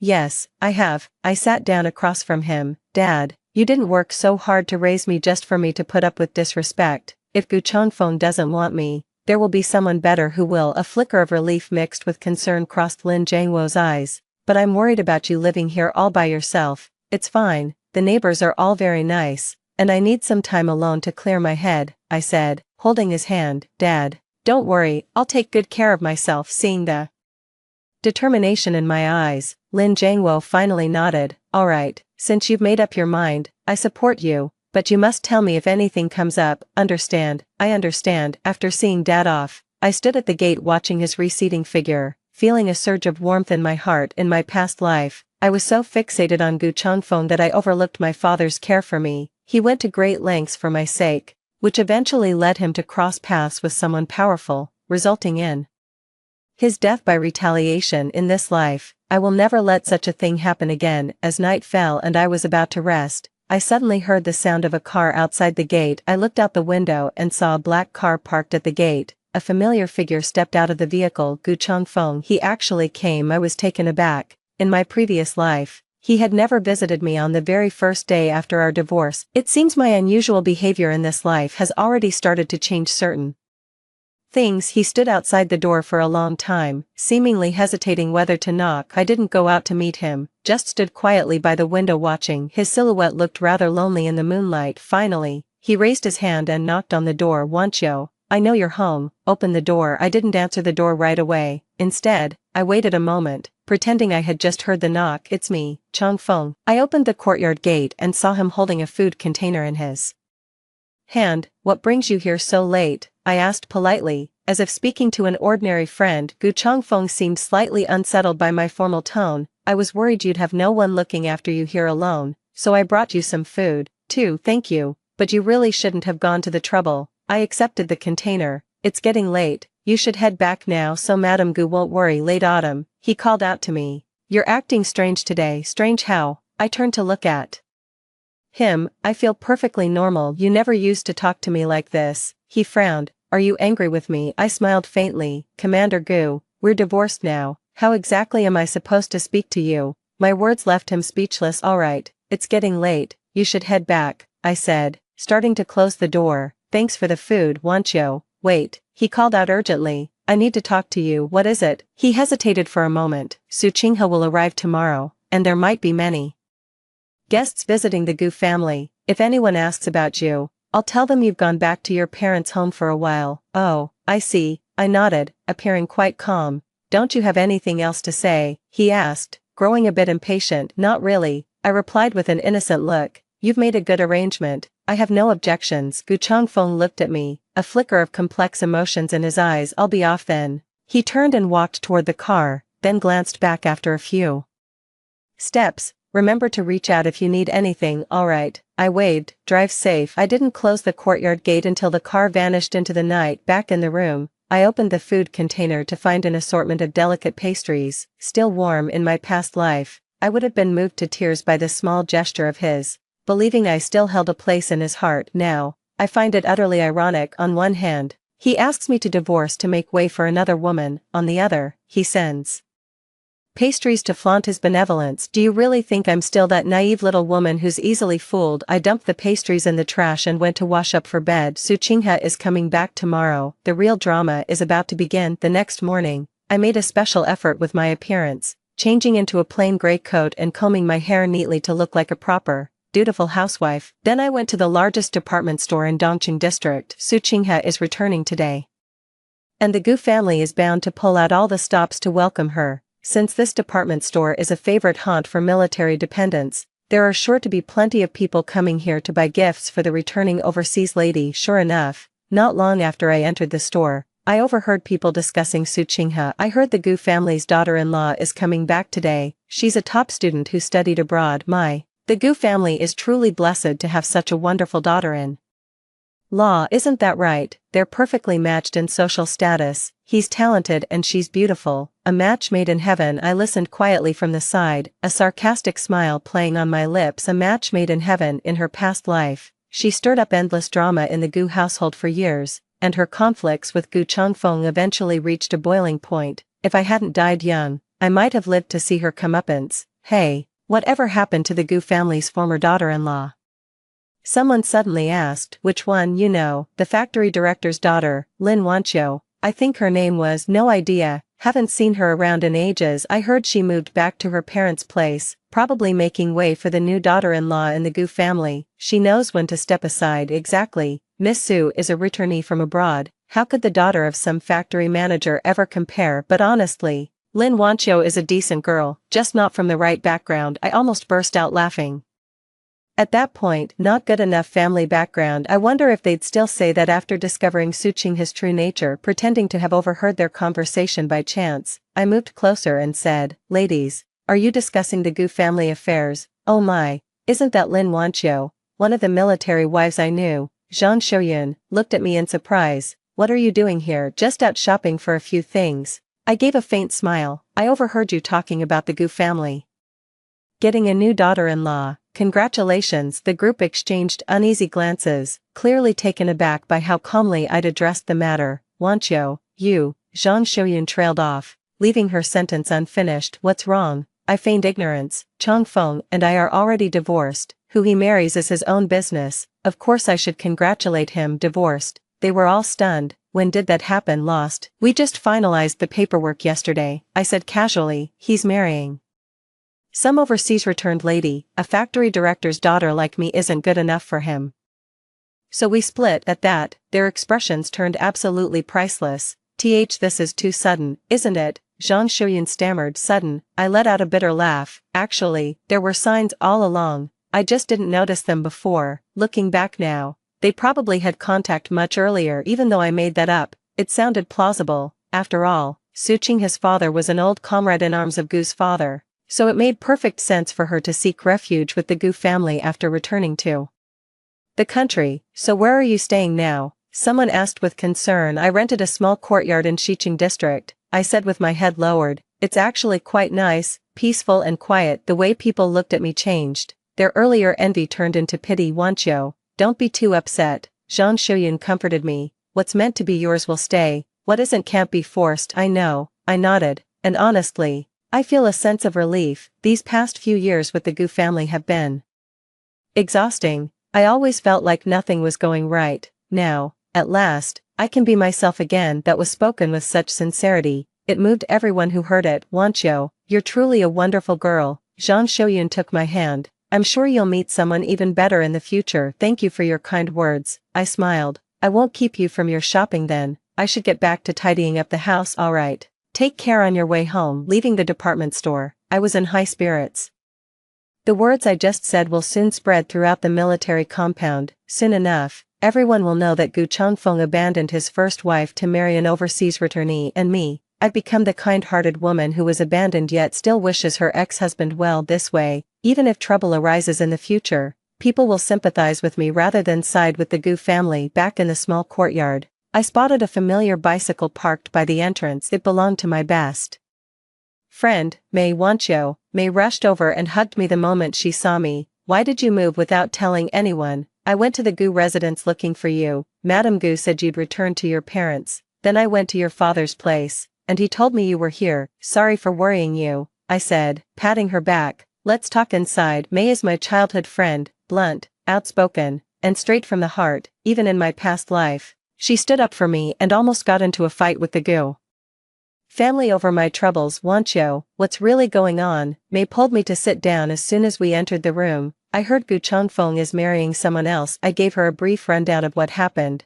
of course leaving out the part about my rebirth. What? He actually asked you to fake a divorce? Mei jumped up in anger. That bastard, who does he think he is? Does he think he can just divorce and remarry on a whim? Maisie, keep your voice down, I said, pulling her aside. We don't want the neighbors to hear. I want everyone to hear. Maisie fumed. That scoundrel Gu Changfeng, after all you've done for him, how could he treat you like this? A warmth spread through my heart. Maisie was still the same Maisie, always on my side. Maisie, I've come to terms with it, I said, holding her hand. If he truly loved me, he wouldn't have made such a demand. Since he chose someone else, why should I force it? But you've been married for 3 years. Maisie's eyes welled up with tears. How could he treat you like this? What does 3 years matter? I smiled bitterly. All this time, I've been trying my best to be a good wife, but in his heart, I'll never measure up to that returnee from abroad. What's so great about that Suchingha? Maisie fumed. Just because she spent a few years overseas, what's the big deal? In the Gu family's eyes, she is a big deal, I said flatly. They're from the same social class, and their educational backgrounds match. That's something I can never compete with. Mei looked at me, her eyes filled with compassion. Wanqiu, are you really sure about this? I'm sure, I nodded. Mei, we're still young, why should we limit ourselves to just one option? Mei thought for a moment, then finally nodded. You're right, Gu Changfeng letting you go is his loss, but Wanqiu, I'm worried about you living here alone. How about I stay with you for a few days? No need, I'd like some time alone. I declined her kind offer. Besides, you have work to attend to. You must tell me if anything's wrong, Maisie urged. Don't try to tough it out alone. I will. After seeing Maisie out, I started preparing dinner. Just then, the courtyard gate was knocked on again. I thought it was Maisie coming back, but when I opened the door, it turned out to be a young woman I didn't recognize. She was wearing a white dress, with long hair flowing over her shoulders. Her delicate features and graceful demeanor made it clear she was a well-bred young lady from a good family. There was no doubt about it. This was Suchingha. Hello, are you Lin Wanqiu? She asked with a smile, her voice soft and pleasant. I am, I nodded. And you are? I'm Suchingha. She introduced herself with graceful composure. Just returned from abroad today. Brother Changfeng mentioned you. Brother Changfeng. In our past life she'd addressed Gu Changfeng the same way, that particular blend of familiarity and distance that felt unsettling yet impossible to pinpoint. So it's Miss Su, I said politely. Welcome back to the country. Thank you, she said, glancing at the yard behind me. I'd like to have a word with you. may I come in for a moment? Of course, I stepped aside. Please, come in. Su Qinghe walked into the yard, looking around briefly, a faint trace of mockery flickering in her eyes. It's so peaceful here, she remarked, quite suitable for living alone. Indeed, I said, pouring her a cup of tea. Is there something you needed, Miss Su? She took the teacup and took a graceful sip. Nothing urgent. Really, I just wanted to see you. After all, I've heard Changfeng mention you many times. What did he say about me? I asked curiously. You're such a wonderful woman, kind, gentle, and virtuous, Su Qinghe said with a smile. I truly admire how understanding you are of his difficult situation. Understanding his difficult situation. I nearly laughed at her remark. You flatter me, Miss Su, I replied calmly. There's really nothing to understand. You can't force matters of the heart. Since Changfeng has chosen you, it means you two are better suited for each other. A flicker of smugness crossed Su Qinghe's eyes at these words, but she quickly composed herself. Who, do you really think so? She probed tentatively. Of course, I nodded. You're well matched in social status and education, truly more compatible than we ever were, so you truly hold no resentment toward brother Changfeng. She continued her subtle inquiry. I chuckled. Resentment? Why would I resent him? He didn't deceive me or betray me, he simply chose someone more compatible. What's there to resent? Su Qinghe was taken aback, clearly not expecting me to respond this way. In my past life, I would have wanted to tear her face apart upon seeing her, so my current reaction truly caught her off guard. You're such a kind-hearted girl, she said. Changfeng was right about you. Miss Su is quite lovely as well, I replied politely. The fact that Changfeng would abandon his marriage to be with you speaks volumes about your charm. It sounded like a compliment, but there was an undercurrent of sarcasm. Su Qinghe's smile faltered for a moment before she composed herself. Please don't say that. Changfeng and I have a completely innocent relationship. I know, I nodded, but even if it weren't innocent, it wouldn't matter. We're already divorced anyway. Su Qinghe was completely taken aback. In her past life, she came to me hoping to witness my humiliation, to see me suffer and resent my fate, but now, I've thrown her off by not playing by the usual rules, leaving all her preparations in vain. It's getting late, I said, standing up. You should head back soon, Miss Su. I'm sure the Gu family is waiting for you to join them for dinner. Oh, alright. Su Qinghe rose to her feet as well. I won't take up any more of your time then. As I saw her to the door, I suddenly called out, Miss Su. Gazing into her eyes, I said slowly, I hope you'll truly cherish Changfeng and not betray the genuine feelings he holds for you. A flicker of complex emotions passed through Su Qinghe's eyes before she finally nodded. I will. I let out a cold laugh as I watched her retreating figure. Cherish. In her past life, she put Gu Changfeng through absolute hell before finally cuckolding him. Let's see what kind of trouble she can stir up in this lifetime. After Su Qinghe left, I sat on a small stool in the yard, gazing at the star-filled sky with an unusually tranquil heart. In my past life at this very moment, I was hiding indoors crying my eyes out, yet in this life I can sit here admiring the stars. How unpredictable life can be. Just as I was lost in thought, the sound of a car engine came from outside the courtyard gate. Again, peering through the crack in the gate, I saw it was Gu Changfeng's car once more. This is his second visit today. My unusual behavior must have really gotten under his skin. Wanqiu, I know you're home, open the door. His voice sounded weary. I didn't go to open the door right away. Instead, I lingered inside for a while before slowly making my way over. It's so late. What brings you here again? I asked indifferently as I opened the courtyard gate. Gu Changfeng looked at me with a complicated expression in his eyes. Has Su Qinghe come to see you? Yeah, she stopped by. I nodded. She's a beautiful girl. No wonder you like her so much. What did she say to you? He asked urgently. Nothing much. Just came to check out her ex-husband's former wife. I shrugged. What? Are you worried she'd give me a hard time? No. Gu Changfeng furrowed his brow. I was just afraid she might. Might what? Humiliate me. I chuckled. Don't worry, she was perfectly polite and didn't give me any trouble, and even if she had, so what? Given my current position, how could I possibly make a fuss with the future daughter-in-law of the Gu family? Gu Changfeng's face darkened at these words. Wanqiu, there's no need for you to talk like that. What's wrong with how I'm talking? I retorted. Did I say anything untrue? You know this is just a temporary arrangement. He grew agitated. We'll remarry after some time has passed. Remarry? I looked at him, my eyes full of mockery. Commander Gu, are you sure Miss Su would agree to you marrying a divorced woman? What does divorced even matter? He said impatiently. You are my wife, and you always will be. Then why did you divorce me? I stared directly into his eyes. If I truly were your only wife in this lifetime, you shouldn't have divorced me for anyone. Gu Chongfeng was left speechless by my question. Wanqiu, you what? I sneered. You can't bear to part with me, but even more reluctant to let her go. You love me, but love her more, or perhaps you think I'm an easy target. After all, we could always remarry if we divorce, while she's a returnee from abroad, and if you miss this chance, she'll be gone forever. That's not it. Gu Chongfeng was so flustered that sweat beaded on his forehead. I don't have those kinds of feelings for Su Qinghe. It's you I love me.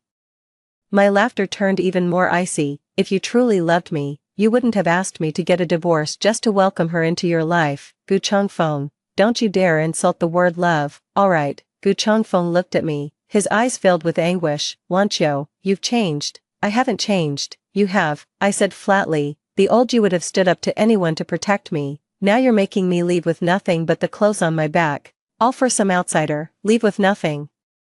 He hurriedly explained, everything still belongs to you. I just thought you should stay here temporarily. Oh really? I sneered. When Su Qinghe moves into the Gu residence, do you think she'll use my things? Will she wear my clothes, use my jewelry, sleep in my bed? Gu Chongfeng turned pale. No, I won't let her touch any of your belongings. You won't let her. I looked at him mockingly. She's your family's guest, an honored one at that. Would you really cause trouble with her over some ex-wife's possessions? I would, he nearly shouted. No one is allowed to touch those things. I gazed at him calmly, my eyes unflinching. Gu Chongfeng, do you know what you look like right now? Like what? Like a two-timing scumbag, I said, enunciating every word. You want Su Qinghe, but you can't let go of me. You want a new flame, but you can't move on from your old love. Do you really think the world works that way? Stung by my words, Gu Chongfeng rushed over and tried to embrace me. Wanqiu, it's not like that. You're the only one I love. I stepped back, evading his embrace. If you truly love only me, break things off with Su Qinghe right now, make it clear to your mother, and we can get remarried immediately. Gu Chongfeng froze, his lips trembling wordlessly. As I watched his expression, a chill settled in my heart. Just as I thought, he still couldn't make the choice in my past life. His hesitation would have broken my heart, but now it just strikes me as ridiculous. See? You can't do it. I turned and walked inside. Gu Chongfeng, don't come back. We have nothing left to say. Wanqiu, let me explain, he shouted, chasing after me. No need. I didn't look back. I understand perfectly. What do you even understand? I stopped in my tracks and turned to face him. I understand that you don't want me. You want a woman who will never get upset with you, who will always understand you, who will always be waiting for you. Unfortunately, I'm not that kind of woman. After saying that, I walked into the house and closed the door. From outside the door, I could hear Gu Chongfeng knocking and calling my name, but I paid him no mind. He stood outside for a long time, but eventually drove away. Sitting on the edge of the bed, I replayed our conversation in my mind with mixed emotions. In my past life, I truly loved Gu Chongfeng so deeply that I would have given up everything for him, even my dignity and life. But love, when not reciprocated equally, becomes a form of torment. Does he love me? Perhaps he did, but not deeply enough. Not steadfastly enough, not courageously enough. He chose Su Qinghe not because he didn't love me, but because his love wasn't strong enough. If that's the case, why should I cling to it rather than deplete myself in this relationship? It's better to walk away sooner rather than later. Late at night, as I was about to go to bed, I suddenly heard hushed voices outside the courtyard gate. I quietly crept to the window and peered out.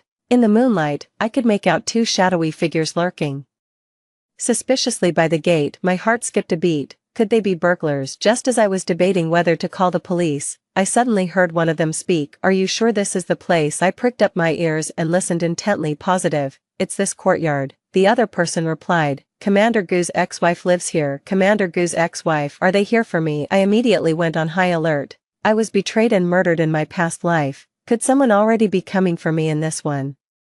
Should we make our move now? Wait, let's see if anyone's inside first. Terrified, I scrambled under the bed, my heart pounding like thunder. The two people outside lingered by the courtyard gate for a long time before finally leaving. I waited a long time before daring to come out, breaking out in a cold sweat from the scare. It seems my situation is more dangerous than I thought. Someone has already set their sights on me. But who would want to harm me? Su Qinghe, or someone else from the Gu family? I must be careful and absolutely cannot repeat the mistakes of my past life. Early the next morning, I went to the police station. Comrade, I want to report a crime, I said to the officer on duty. What's the matter? The young police officer looked up at me. Last night, someone was lurking outside my courtyard gate, like they were casing the place. I gave a detailed account of what happened. The officer took careful notes. Where do you live? 23 Hudong Street, Xiqing District. Are you home alone?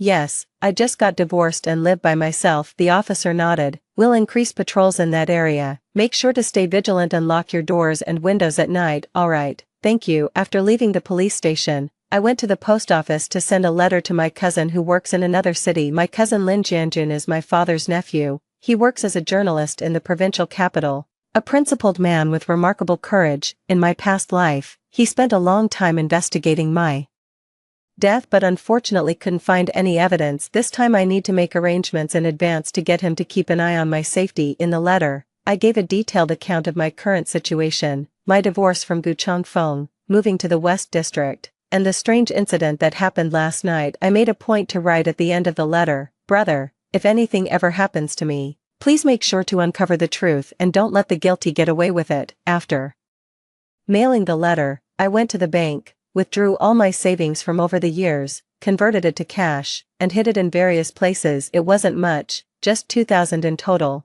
but in these times, that's not a small amount. If something really does go wrong, at least I have emergency funds. After finishing these arrangements, I returned to the small courtyard and found Sister Wang waiting for me at the gate. Comrade Lin, where have you been? I've come by several times but no one was here. Sister Wang asked with concern. Just went out to take care of some business, I said as I opened the courtyard gate. Was there something you needed? Sister Wang, nothing urgent really. I just wanted to tell you that last night I saw 2 people loitering around your courtyard gate. I couldn't tell what they were up to. My heart skipped a beat. Mrs. Wang had indeed spotted me. What kind of people? I asked, feigning ignorance. Hard to see clearly, it's too dark out, but judging by their silhouettes, they were 2 young men, Mrs. Wang said with a frown. They didn't look trustworthy. You should be careful living alone. Alright, I understand. I nodded. Thanks for the heads up, Mrs. Wang. Oh, by the way, I saw a girl in a white dress looking for you this morning, Sister Wang continued. She left when she couldn't find you. Quite pretty. Is she a friend of yours? The girl in the white dress must be Su Qinghe. What does she want this time? I suppose so, I replied vaguely. If she comes again, could you please tell her I'm not home? Alright, I understand. Sister Wang nodded, then lowered her voice and said, Comrade Lin, that girl may be pretty, but I can't help feeling her smile seems a bit fake. You should be careful. Sister Wang really has a good eye. She could tell at a glance that Su Qinghe was no good person. I'll be careful, I said gratefully. After seeing off Sister Wang, I began to ponder the purpose of Su Qinghe's visit today. She had already met with me yesterday, so her coming again today surely meant she had some new plan. Just as I was lost in thought, the courtyard gate was knocked on once more. Peering through the crack in the door, I confirmed it was indeed Su Qinghe. She was wearing a light blue dress today, carrying an elegant little purse in her hand, looking graceful and poised. Lin Wanqiu, I know you're home, open the door. Her voice remained as gentle as ever. I hesitated for a moment, but ultimately opened the door. Miss Su, here again? I asked. Indifferently. Yes, I stopped by this morning but couldn't find you, she said with a smile. I'd like to have a chat with you. What about Brother Changfeng? She said as she stepped into the courtyard. I feel our conversation from yesterday wasn't finished. I invited her to sit down and poured her a cup of tea. What would you like to discuss, Miss Su? Su Qinghe took the teacup, took a graceful sip, and then looked straight into my eyes. I want to know, what are your true feelings for Brother Changfeng? What do you mean? I pretended not to understand. Yesterday you sounded so carefree, saying you understood his choice and wished us well. Su Qinghe set down the teacup. But I always felt you weren't being sincere. Why would you say that? If you truly didn't care, you wouldn't be living in a place like this. She glanced around the shabby surroundings. With your resources, you could easily move back to your parents' home or find someplace better. Why choose here? I scoffed. Inwardly, Su Qinghe was indeed a shrewd one. Immediately pinpointing the heart of the matter. In my past life, I stayed here because I couldn't bear to part with Gu Changfeng, hoping he would visit and we could reconcile. But this life is different. I have my own reasons for staying here. You're overthinking it, Miss Su, I said calmly. I live here because the rent is cheap. I'm currently unemployed and need to watch my expenses. Unemployed? Su Qinghe seemed surprised. Didn't Brother Changfeng arrange something for you? He offered, but I Turned it down, I said. I don't want to owe him any favors. A complex emotion flashed in Suching's eyes. Then how do you plan to support yourself? Looking for work, I said matter-of-factly. I may not have much education, but I'm quick with my hands and feet. I'll find suitable work eventually. But, Suching had trailed off, leaving her thought unfinished. But given your current situation, finding a job might not be so easy, she said cautiously. After all, you're Commander Gu's ex-wife.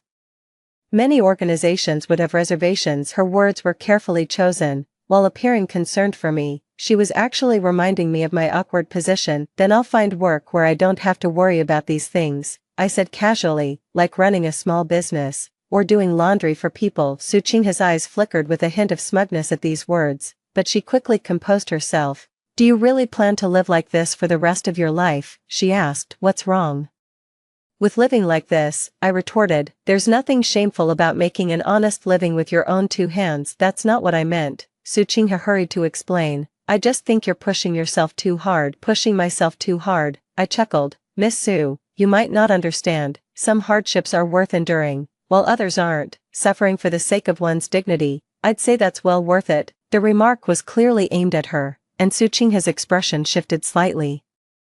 Are you talking about me? She asked bluntly. I was referring to myself, I replied calmly. Miss Sue, please don't take this personally. Suching was left speechless by my remark. After a moment, she changed the subject. So you really have no feelings left for Brother Changfeng? What kind of feelings? Like, getting back together? She ventured tentatively. I looked at her and suddenly smiled. Miss Sue, what exactly did you come here to say today? Let's be direct. Suching seemed a bit unsettled by my bluntness, but still managed to maintain an elegant smile. All right, since you put it that way, I'll be direct. She straightened her posture. I hope you can completely let go of Changfeng and stop giving him any hope. After Brother Changfeng went home last night, he just wasn't himself, Suching said. He kept thinking about you, about your shared past. I'm worried that if this continues, it will affect our relationship. So that's it. It seems I really got to Gu Changfeng last night. His unusual behavior after returning home made Suching feel threatened. That's why she came to see me today specifically, to completely sever Gu Changfeng's lingering thoughts of me. So, Miss Sue, what would you like me to do? I asked. I want you to leave this place and start a new life in another city. Suching revealed her true intention. I can give you a sum of money, enough for you to make a fresh start. Just like in my past life, she tried to buy me off with money, wanting me to disappear from Gu Changfeng's life. How much? I asked curiously. 5,000 yuan, Suching said. That's a fortune these days, enough to support you anywhere for a long time. $5,000, that's quite a sum, equivalent to several years' wages for an average worker. It seems Suching really wants me gone. Miss Sue, don't you find this rather odd? I looked at her. If Changfeng truly loved you, he wouldn't be swayed by my presence. By paying to make me leave, aren't you just proving you have no confidence in his love for you? Suching turned pale, as I had hit a nerve. I just didn't want any surprises, she protested weakly. If I took your money and left, what would Changfeng think? I pressed further.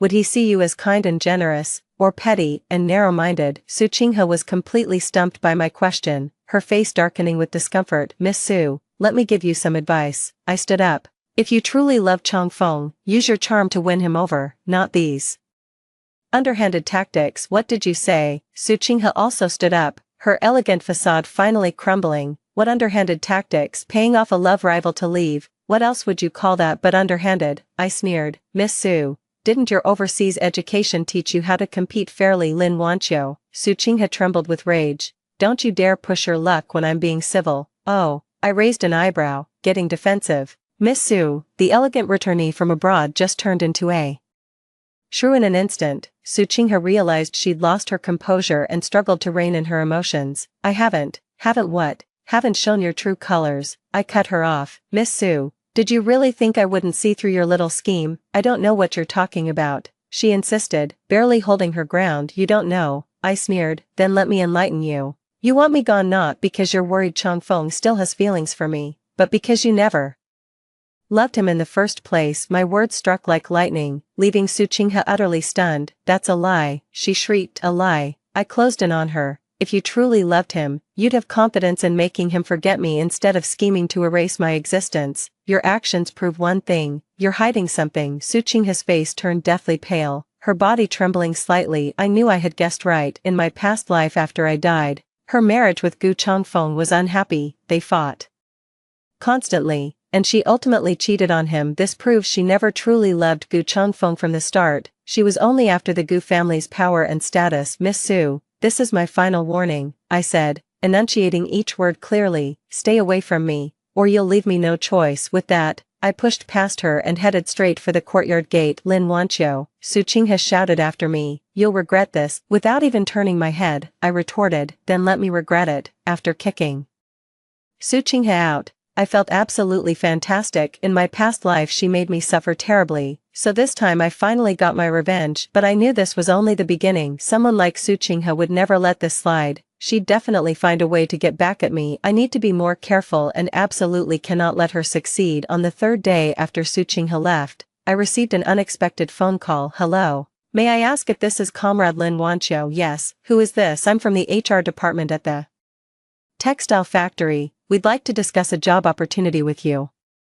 Could you come by the factory when it's convenient? The textile factory. I was taken aback. I hadn't sent my resume to any textile factory. May I ask what the position is? I inquired. Archivist, responsible for organizing worker files. The work is light, and the pay is decent, the other party said enthusiastically. Our factory director heard about your situation and specially arranged this position for you. The factory director heard about my situation. Alarm bells went off in my head. Something was definitely off here. May I ask which factory director it is? Director Zhang, Comrade Zhang Jiming. Don't you know him? Zhang Jiming. I searched my memory but couldn't place him. Then why would he assign work to me? Sorry, I just remembered I have some things to take care of recently and probably won't be able to make it to work. I politely declined. Hey, don't be like that, the other person said anxiously. A job this good doesn't come around often. Would you reconsider? Really? No thank you. I insisted, then hung up the phone. I'm absolutely certain this job is a complete scam. This was either orchestrated by Su Qinghe or someone else from the Gu family. They're trying to transfer me to the textile mill. There must be some scheme behind it. In my past life, I was too naive, always taking people's kindness at face value, and ended up walking right into their trap. This time, I won't be fooled again. Maisie came to see me on her bicycle in the afternoon. Wanqiu, I heard someone offered you a job, she asked as soon as she walked in. How did you know? I was a bit surprised. I ran into Sister One on the street. She said someone from the textile factory came looking for you this morning. Maisie sat down. So, how did it go? I turned it down. You turned it down? Maisie's eyes widened. Why? The textile mill job is perfect, stable with decent pay. Something feels off. I voiced my concerns. Think about it. Why would the factory manager offer a job to a recently divorced woman like me out of the blue? Maisie pondered for a moment, then nodded. You're right, that is strange. Jobs are so hard to come by these days. Since when do opportunities just fall from the sky? Right, that's why I turned it down. So what's your plan then? You can't just stay like this forever, Maisie asked with concern. I've already made up my mind. I'm going to start a small business. I shared my plan. Since it's summer, I could buy some ice pops wholesale and sell them on the street. Sell ice pops? Maisie frowned. Wanqiu, you're a high school graduate. Isn't selling ice pops a bit too what? Too embarrassing? I chuckled. Maisie, there's nothing shameful about earning an honest living through your own hard work. Maisie was left speechless by my words. Besides, think about it, my current situation is awkward. There are many proper jobs I can't really take on. I continued explaining. Running a small business gives me freedom. No one breathing down my neck, and I don't have to answer to anyone. But, Maisie still seemed uneasy. No buts. I patted her hand. Maisie, my mind's made up. Who knows, if we do this right, we might even make good money. Seeing my determination, Maisie finally nodded. All right, since you've decided, I'm with you. Just say the word if you need my help. Thank you, Maisie. That very night, I started drafting a detailed plan. First, I need to contact the food factory for popsicle wholesale, then buy a small cart, and pick a good sales spot. While I was planning, there was more commotion outside the courtyard gate. I quietly went to the window to look outside. This time it wasn't just one person, but 3 or 4. They were lurking suspiciously outside the courtyard gate, whispering and discussing something. My instincts kicked in immediately. These people were definitely up to no good. I crept toward the back door, ready to climb over the fence and escape through the yard. But just as I cracked open the back door, I heard the front gate being forced open. Search the place, she's got to be home, a rough voice shouted. Oh no, they're coming in. Without a second thought, I scrambled over the backyard wall and landed in Aunt Wong's yard next door. Who's there? Aunt Wong was startled awake by the noise and came out to check. Aunt Wong, it's me, I whispered urgently. Someone broke into my house. I escaped through the backyard. At this, Sister Wong grew tense and urged, then call the police right away. All right, I'll go do that immediately. What is it? I dashed out through Sister Wong's front door and headed straight for the nearest police station. Comrade, someone's broken into my home, I shouted as soon as I burst through the police station entrance. The officer on duty immediately stood up. What's going on? I recounted the incident in detail. Are you sure they weren't burglars? The officer asked. No, they were clearly targeting me, I stated firmly. Besides, there's nothing valuable in my home anyway. The police officer immediately arranged for someone to accompany me to the scene. By the time we reached the small courtyard, those people had already fled. The room was turned upside down, but strangely enough, nothing was missing. It definitely doesn't look like burglars, the officer said after inspecting the scene. They seemed to be searching for something specific. My heart sank. What were they looking for? Were they trying to dig up dirt on me to use as leverage? Comrade, have you offended anyone recently? The police officer asked. For I thought for a moment and shook my head. No, I just got divorced. Aside from my ex-husband's family, I haven't had much contact with anyone. Your ex-husband's place. The officer seized on the key detail. What does your ex-husband do? He's with the military district, Guchong Feng. The officer's expression shifted slightly at the name. Here's what we'll do, stay with relatives or friends tonight. The officer said, we'll increase patrols in this area tomorrow. If anything else happens, call the police immediately. Okay, thank you. After leaving the police station, I didn't go to Maisie's place or back to my dad's. Instead, I headed to a small hotel on the other side of the city. I needed to find a safe place to think things through, to figure out who was really after me, Su Qinghe, or someone else from the Gu family, or perhaps that mysterious director Zhang. Lying on the narrow hotel bed, I reminisced about my past life experiences. How did I die in my past life? Poisoning. Who poisoned me? I never figured it out, but looking back now, someone must have been slowly poisoning my food. Could the person who broke into my house this time have been trying to plant something here like poison? The thought sent a chill down my spine. Thankfully, I was quick-witted enough to escape in time, or the consequences would have been unthinkable. It seems I must be even more cautious and never let my guard down. In this lifetime, I'll make sure those who wish me harm know I'm not someone to be trifled with. Early the next morning, I went to the market to set my plan in motion. If they want to play games, I'll see them through to the end, but this time, I hold all the cards. After spending the night at the inn, I headed to the market first thing in the morning. The food factory's wholesale outlet was at the very back of the market. I found the person in charge and inquired about wholesale ice pops. How many are you looking to order, young friend? A middle-aged man greeted me warmly. I'd like to start with a small trial order. Just 50 sticks, I said. 50, he paused, taken aback. That's hardly anything. We usually sell by the case. You'd need at least 500. I'm just starting out and testing the waters, I explained. If they sell well, I'll increase the order later. The middle-aged man thought for a moment, then nodded. All right then, since you seem like an honest girl, I'll make an exception and give you 50 popsicles. But I can't offer you the bulk wholesale price. After settling on the price, I paid and received the 50 popsicles. Then I bought a small cart, made some simple modifications, and turned it into a mobile popsicle stand. When choosing a sales location, I deliberately picked a spot close to the Gu family, the commercial street near the military compound's main gate. The area had heavy foot traffic, mostly military families coming and going, which was perfect for letting the Gu family see my current situation. I pushed my cart to the commercial street, picked a prominent spot, and started hawking my wares. Ice pops, fresh ice pops. On a sweltering summer day, ice pops were selling like hotcakes, and before long, customers started lining up. How much for an ice pop, young lady? An elderly woman inquired. 5 cents each, I replied with a smile. I'll take 2. I handed her 2 ice pops and collected 10 cents, and just like that, the business gradually took off. At noon, when the heat was at its peak,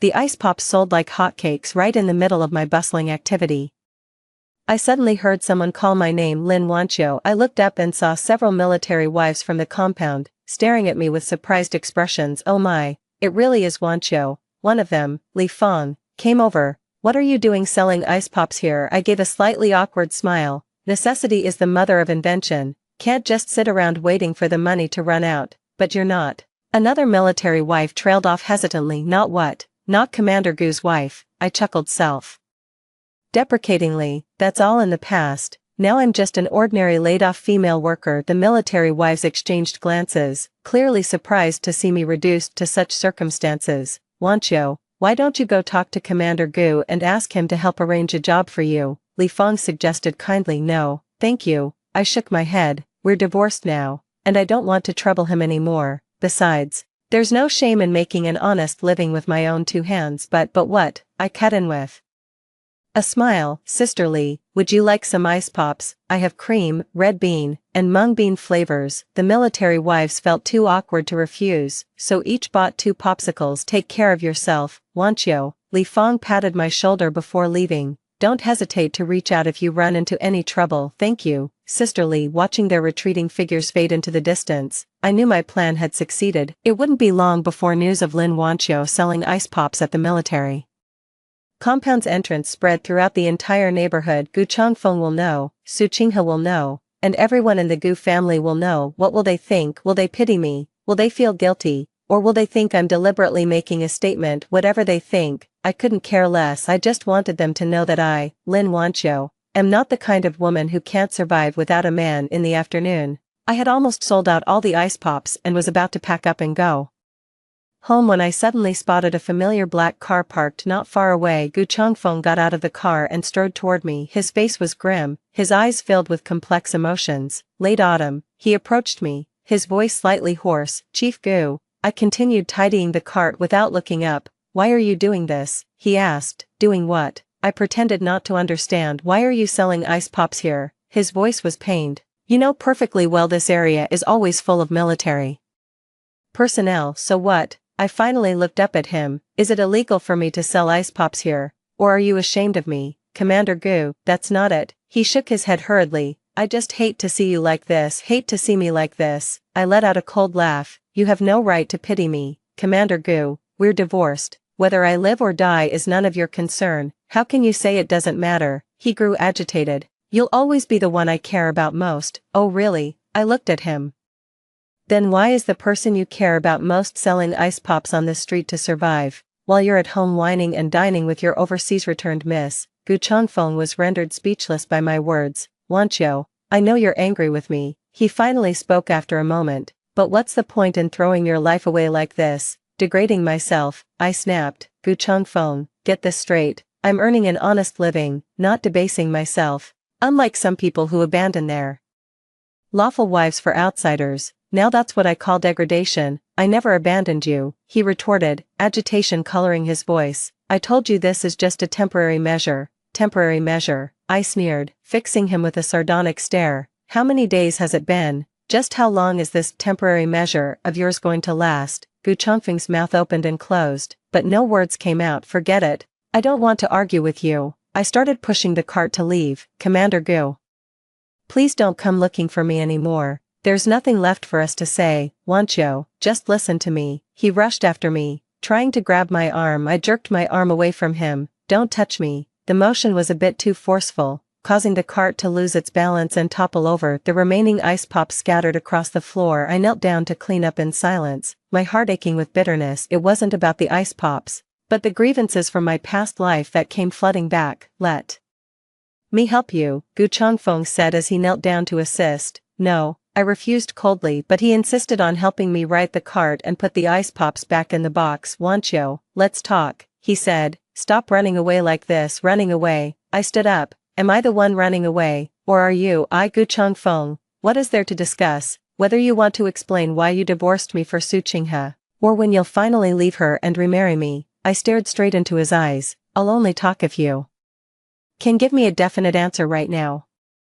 Gu Changfeng fell silent. He couldn't give an answer, because he still couldn't bring himself to let go of Su Qinghe. See, you don't even know what you want yourself, so what's there to discuss? I pushed the cart forward. Gu Changfeng, come find me when you've figured it out. His voice came from behind me. Wancho, give me some time. I didn't turn around. I've already given you time. Gu Changfeng, you're the one who didn't value it. After pushing the cart further away, I glanced back. Gu Changfeng remained standing there, his silhouette radiating profound loneliness. In my past life, seeing him like this would have melted my heart, I'd have gone back to comfort him, continuing to play the role of the understanding wife, but not in this lifetime. I'm no longer that foolish woman who gives endlessly without expecting anything in return. Gu Changfeng, if you truly loved me, you'd make this choice for me. If you can't do that, then we're really over. When I returned to the courtyard, I found the lock had been changed. The new lock looked sturdy, much better than the old one. In this lifetime, I'm going to live for myself. Just as I was puzzling over it, Sister Wang emerged from next door. Wanqiu, you're back, she said with a smile. I had my son change the lock. The old one was too worn out and unsafe. Sister Wang, you really shouldn't have gone to all this trouble, I said, feeling a bit embarrassed. No trouble at all. It was nothing. Sister Wang waved her hand dismissively. Those people yesterday turned your place upside down, but I've already tidied it up for you. Here's the key. Taking the keys, I felt a warmth in my heart. Thank you, Sister Wang, we're neighbors, no need for formalities. Sister Wang took my hand. Wanqiu, you need to be careful. I've been feeling like something's not right lately. Someone came asking about you again today. Sister Wang lowered her voice. A young woman in a white dress. She was asking what time you usually come home and if you have visitors. Su Qinghe, she still hasn't given up, just as I thought. How did you respond? I asked. Of course I couldn't tell the truth, Sister Wang said with a sly smile. I told her you'd already moved out and don't live here anymore. Sister Wang, you're truly brilliant, I said with genuine admiration. Absolutely, Sister Wang snorted. I could tell that girl was no good from the start. Pretty face, but there's something off about her eyes. They've got this sly, venomous look to them. Sister Wang's intuition was spot on. She saw right through Su Qinghe's true nature at a glance. Sister Wang, if she comes back, just tell her the same thing, I reminded her. Say I've moved away and you don't know where I went. Don't worry, I know what to do. Sister Wang nodded. By the way, Wanqiu, what did you do today? I told her all about selling ice pops. Sister Wang listened with an approving look. Good for you, that's the way to do it. Earning your keep with your own hands. Let no one look down on you. Sister Wang, don't you think I'm embarrassing myself? I asked tentatively. Embarrassing? How so? Sister Wang widened her eyes. Hard work is something to be proud of. It's the lazybones who should be ashamed. After chatting with Sister Wang for a while, I went back inside. The room had been tidied up nicely, even cleaner than when I'd left yesterday. I lay down on the bed, thinking over everything that had happened today. Selling ice pops was tough work, but the pay wasn't bad. After covering costs, I made over a yuan in profit from 50 ice pops. If every day goes like this, I could make over $30 a month, enough to cover all my living expenses. And when I ran into Gu Changfeng today, I could sense his anguish and inner turmoil. That means my plan is working. He's starting to realize what life without me really means. But that's not enough. I need to make him wake up completely, to make him understand that if he keeps this up, he'll lose me forever. Just as I was thinking this, I suddenly heard a soft knock at the courtyard gate. Alert. I walked to the window and looked out. It was actually May. Plum, what brings you here so late? I opened the door and let her in. I was worried about you. Plum hugged me as soon as she stepped inside. I heard someone broke into your place yesterday. Are you okay? I'm fine. I got away in time. I patted her back. How did you find out? I went to the police station to ask. Plum released me and looked me over carefully. Wanqiu, why don't you come stay at my place? It's too dangerous for you to be here alone. No need, I can protect myself. I shook my head. And moving in with you would only put you in danger. 5. What do you mean, put me in danger? May grumbled. We're friends. Friends are supposed to look out for each other. A warm feeling spread through my chest. May truly was the best friend I could ever ask for. May, I'm really fine, I said, taking her hand. And I've already come up with a plan. What's the plan? I told her about selling ice pops today. Maisie's face fell after hearing this. Wanqiu, have you lost your mind? Selling ice pops at the military compound's entrance? Isn't that deliberately trying to embarrass Gu Changfeng? Why should I care about saving his face? I shot back. Did he ever consider my feelings when he divorced me? But what good will this do you? Maisie stamped her foot anxiously. What if he gets angry and takes it out on you even more? He wouldn't dare, I said calmly. Everyone knows he abandoned his first wife to marry that overseas returnee. If he does anything worse to me now, his reputation will be completely ruined. Maisie thought for a moment, then nodded. You have a point. Besides, I have another reason for doing this, I continued. I want everyone to see that Lin Wanqiu can live just fine without Gu Changfeng. So you plan to keep selling ice pops forever? For now, yes, I nodded. Once I save up enough capital, I'll open a small shop and try a different Business. Maisie looked at me with admiration in her eyes. Wancho, I really admire you. If it were me, I would have been crying my eyes out long ago. What's the use of crying? I said with a bitter smile. Tears can't buy happiness. So you've really decided to cut ties with Gu Chongfeng for good? Maisie asked. I was silent for a moment. If he can give up Su Qinghe for me, I might consider forgiving him, but if he can't, then it's truly over between us. What if he never can? Then so be it, I said lightly. There are plenty of fish in the sea, why cling to just one? May nodded. I'm glad you see it that way. May didn't leave until we'd talked late into the night. Lying alone in bed, I started making plans for tomorrow. I'll be selling ice pops again tomorrow, just in a different spot. The impact at the military compound gate has been achieved. Going back would seem forced. I need to find a location with high foot traffic and affluent patrons. Ideally, I'd encounter more acquaintances too.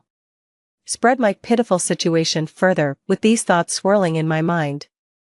I gradually drifted into sleep. In the dead of night, I was abruptly awakened by a faint rustling sound. The noise was coming from the courtyard. I held my breath and listened intently. Someone was moving about in the courtyard. My heart leaped into my throat. Are those people from yesterday back again? I quietly got out of bed and crept over to the window to look outside. In the moonlight, I saw a shadowy figure moving furtively around the yard. He seemed to be searching for something, pausing by the water vat before moving to the kitchen doorway. I scrambled to hide in a panic, my heart hammering like thunder. What was this person trying to do? Suddenly, the memory of being poisoned in my past life came rushing back. Is he trying to poison my water or food? At that thought, I nearly cried out, but I forced myself to stay calm. Making a sound now would only alert him, and as a woman, I'm no match for him physically. I need to find a way to protect myself. Quietly reaching toward the bedside, I picked up the whistle I had prepared in advance. I bought this earlier today specifically for a situation like this. I took a deep breath and blew the whistle with all my might. A sharp whistle pierced the night air, jarringly shrill. The shadowy figure in the courtyard visibly startled, then scrambled toward the gate. Soon, lights flickered on in all the neighboring houses. What's going on? Came Sister Wang's voice from next door. Thief! I yelled at the top of my lungs. Someone's broken into my yard. Mrs. Wang immediately called out to her son, Xiaojiang, get up quick, there's a thief. Within moments, several neighbors came rushing out, but that shadowy figure had already vanished without a trace. Are you alright, Wanqiu? Sister Wang asked with concern. I'm fine, just a bit shaken up, I said, still feeling rattled. These thieves have some nerve, Sister Wang exclaimed angrily. I'm going to report this to the police tomorrow. Let it go, Sister Wang. I shook my head. They're long gone. Calling the police won't do any good now. There's another reason I don't want to involve the police. I suspect this isn't your ordinary thief, but someone sent by another party. Calling the cops now might tip them off. I need to find out who's behind this myself. That's not acceptable, Sister Wang objected. What if they succeed with their plan? I'll be more careful, I reassured her. And with you and the neighbors looking out for me, I feel much more at ease. After offering a few more words of comfort, everyone headed back to get some rest. I went back inside and gave the place a thorough check. I checked everything, the water vat, the rice sacks, the kitchen, but didn't find anything out of the ordinary. It seems my whistle scared that guy off before he could make a move, but I know they won't just let this go. Tomorrow I need to find a way to identify these people and figure out who's really after me, and from now on, I'll have to be extra careful not to give them any opening in this life. I will never repeat the mistakes of my past. The next morning, instead of rushing to sell ice pops, I went to the post office first. I need to write another letter to my cousin to update him on the latest situation. Bro, I'm in more and more danger. Last night, someone broke into my house again, but luckily I caught them in time. I suspect someone is out to get me. If anything happens to me, you have to avenge me. I'm currently living at 23, Hudong Street, West District. My neighbor, Auntie Wang, is a good person. She can vouch for me. Also, I suspect Su Qinghe is involved in all this. Keep a close eye on her. I mailed the letter right after finishing it. Then I went to the bank to deposit the money I earned yesterday. It wasn't much, but every little bit adds up and might come in handy someday. After taking care of all that, I finally headed to the market to wholesale ice pops. I bought 100 ice pops wholesale today and plan to sell them near the train station. There's heavy foot traffic there, and most people are out-of-towners, so I won't run into anyone I know. Pushing my cart to the station square, I picked a shady spot and started hawking my goods. Ice pops, cool, refreshing ice pops to beat the heat. Just as expected, business here is much better than yesterday. In less than 2 hours, We'd already sold most of the 100 ice pops. I was happily counting the money when someone suddenly tapped me on the shoulder. Comrade Lin. I turned to see a middle-aged man in a mouse suit who carried an air of authority. And you are? I asked, puzzled. I'm Zhang Jiming from the textile mill. He introduced himself. I called you yesterday. Zhang Jiming, the factory director who was going to arrange a job for me. Good afternoon, Director Zhang. I greeted politely, though internally my alarm bells were ringing. Fancy meeting you here. Zhang Jiming glanced at my popsicle stand. Running a small business now. Just making an honest living, I replied flatly. Why put yourself through such hardship? Zhang Jiming said with earnest concern. That job offer I mentioned still stands. You should consider it. Thank you for your kindness, Director Zhang. But I'm quite content with my current situation, I insisted. Zhang Jiming furrowed his brow slightly. Comrade Lin, you're being too hard on yourself. The archivist position is respectable and far less demanding, much better than working out here exposed to the elements. I really am fine with how things are, I repeated. Even if you won't think of yourself, you should consider your father. Zhang Jiming abruptly changed the subject. Comrade Lin Jianguo has dedicated years to the factory and is up for an exemplary worker award soon. Don't you think your high-profile street bending could reflect poorly on him? That clearly sounded like a threat. My heart sank. It seems Zhang Jiming really was no good man. Director Zhang, what does my father's job have to do with me? I asked coldly. How could it not matter? A child's behavior affects their parents' reputation, Zhang Jiming said with a sinister smile. Don't you agree? I see. This person is threatening me. If I don't accept his kindness, it will affect my father's job. But I absolutely will not give in. Director Zhang, my father is an upright man who never compromises because of others' threats, I said, looking him straight in the eye. And neither will I. Zhang Jiming's expression darkened. Comrade Lin, what are you implying? You know exactly what I mean. I started packing up the popsicle stand. I have other matters to attend to, so I won't keep you. Lin Wanqiu, Zhang Jiming called after me. Don't refuse a toast only to be forced to drink a forfeit. I stopped what I was doing and turned to face him. Director Zhang, is that a threat? That's not a threat, it's a warning, Zhang Jiming snarled. There are some people you don't want to cross. Oh really? I sneered. I'd like to see what kind of person could be so formidable. With that, I pushed the cart and walked away. Zhang Jiming shouted after me, Lin Wanqiu, you'll regret this. It seems my hunch was right. These people are clearly organized and acting with premeditation, and Zhang Jiming is likely playing a key role in all this. But who exactly is pulling his strings? Su Qinghe, or someone else from the Gu family? Back in the small courtyard, I found Maisie waiting for me at the door. Wanqiu, you're finally back. She rushed over as soon as she saw me. Something terrible has happened. But what? What's wrong? My heart tightened with anxiety. Your father was called in for a talk at the factory, Maisie said anxiously. They said someone reported him for problematic work conduct. That bastard Zhang Jiming actually dared to go after my dad. What's the situation now? I asked urgently. Still under investigation, Maisie said, but I heard the report is very detailed, listing numerous charges. What charges? They accused him of exploiting his position to benefit relatives, and even claimed he has questionable personal conduct. May's voice grew more indignant. This is clearly a targeted attack on your father. They're even dragging my father into this just to get at me. Wanqiu, you have to do something. May was on the verge of tears. What will we do if your father actually gets disciplined? I took a deep breath and forced myself to stay calm. Getting angry won't solve anything. I need to find a way to fight back. Maisie, I need a favor, I said. Find out who reported my father. All right, I'm on it, Maisie replied, springing into action immediately. After Maisie left, I sat in the courtyard, carefully analyzing the situation. Their intentions are clear. They want to force me into submission. First, they broke into my home, trying to dig up some dirt on me. Then they sent someone to poison me, attempting to kill me outright. Now that these methods have failed, they've started threatening my family. It's clear they're determined to get rid of me. But why? I'm just an ordinary divorced woman. Why would they see me as such a threat? Unless my existence poses a threat to someone's interests. Su Qinghe wants to marry Gu Changfeng, and my presence is indeed an obstacle. But is it a bit of an overreaction to want me dead just for that? Unless she has some other motive, or unless there's a more powerful force behind her. Just as I was thinking, the courtyard gate was knocked on. I went to open the door, and it turned out to be Gu Changfeng. His face was pale, his eyes filled with guilt and anguish.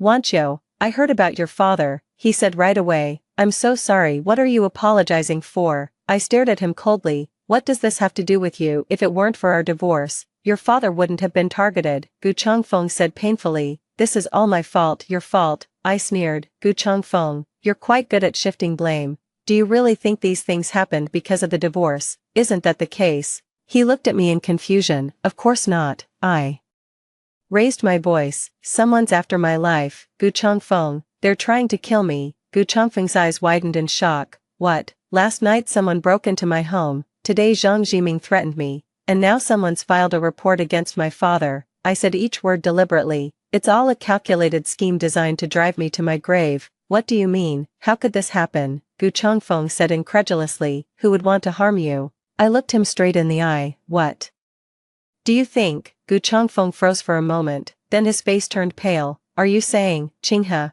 I didn't name anyone. You're the one who thought of her, I said coldly. Impossible. Gu Changfeng shook his head immediately. Qinghe isn't that kind of person. She's kind and gentle. How could she ever harm anyone kind and gentle? I almost laughed out loud. Gu Changfeng, you're completely smitten by her, Wanqiu. Don't jump to conclusions. Gu Changfeng said with a frown. It might be someone else, I retorted. Who else could possibly hate me this much besides her? Gu Changfeng was at a loss for words. Honestly, no one but Su Qinghe would have any reason to harm me. Gu Changfeng, I'm asking you one last time, I said, looking at him. Will you choose me or her? I almost burst out laughing. Gu Changfeng closed his eyes in anguish. Wanqiu, why are you forcing me to choose? Because this is a matter of life and death, I cried out. If you don't make a decision now, I could really die. No one will ever hurt you. I won't allow it. Gu Changfeng opened his eyes, his gaze resolute. I'll protect you. How exactly? I scoffed. By moving me back into the Gu residence, so I can play happy sisters with Su Qinghe.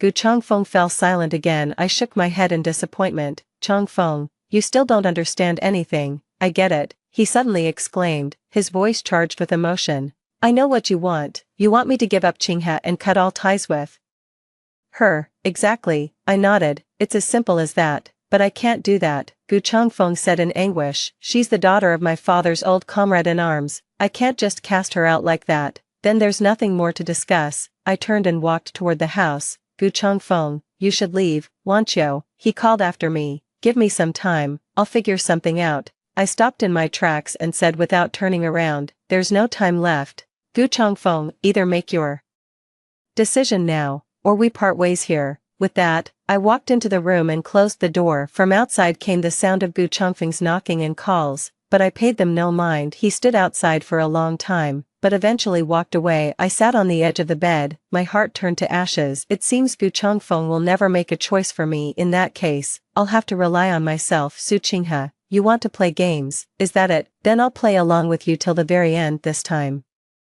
I'll make sure you learn what it means to face the consequences of your own actions. When Maisie returned in the evening, she brought shocking news. Late autumn, I found out, she exclaimed excitedly as soon as she stepped through the door. The one who reported your father is Su Qinghe. Even though I was somewhat prepared, I still felt a surge of anger upon hearing the confirmed news. Are you sure? I asked. Absolutely, Maisie nodded. My friend saw the signature on the report letter. She's trying to force your hand this way. That bitch Su Qinghe will stop at nothing to get what she wants. But there's some good news, Maisie continued. Your father's supervisor is a reasonable man. He suspects the report is questionable and is investigating the whistleblower's motives, which means your father is safe for now, Maisie explained. But if we can't prove Su Qinghe filed a false report with malicious intent, he could still be in trouble. I stayed silent for a moment, already forming a plan. Maisie, I need a favor, I said. Go to the Gu residence tomorrow and tell Su Qinghe there's something important I need to discuss with her. What's so important? Just say I'm leaving the city and want to see her one last time, I replied, a cold glint flashing in my eyes. Arrange to meet her at the abandoned factory outside the city. Maisie froze for a moment. Wanqiu, what are you planning to do? I'm going to confront her, I said coldly. This game needs to end. But Maisie sounded worried. What if she doesn't show up? She'll come, I said with certainty. She's been wanting me gone. Why would she miss this chance? Maisie still seemed uneasy. Wanqiu, it's too dangerous for you to go alone. Should I come with you? No need, I can handle myself. I shook my head, and having more people would just complicate things. The next day, Maisie went to the Gu residence as I had requested. Just as expected, Su Qinghe immediately agreed to meet upon hearing the news. She arranged to meet me at 3 p.m. that same afternoon at the Abandoned textile factory outside the city. I arrived at the scene an hour early, carefully surveyed the terrain, and made thorough preparations. The abandoned factory was extremely remote, with no other buildings around, perfect for my plan. At 3 o'clock sharp, Suchingha appeared. She was wearing a black dress today, with delicate makeup on her face, looking elegant and poised, but I know that beneath this beautiful mask lies a heart as venomous as a serpent's. Wancho, what brings you to me?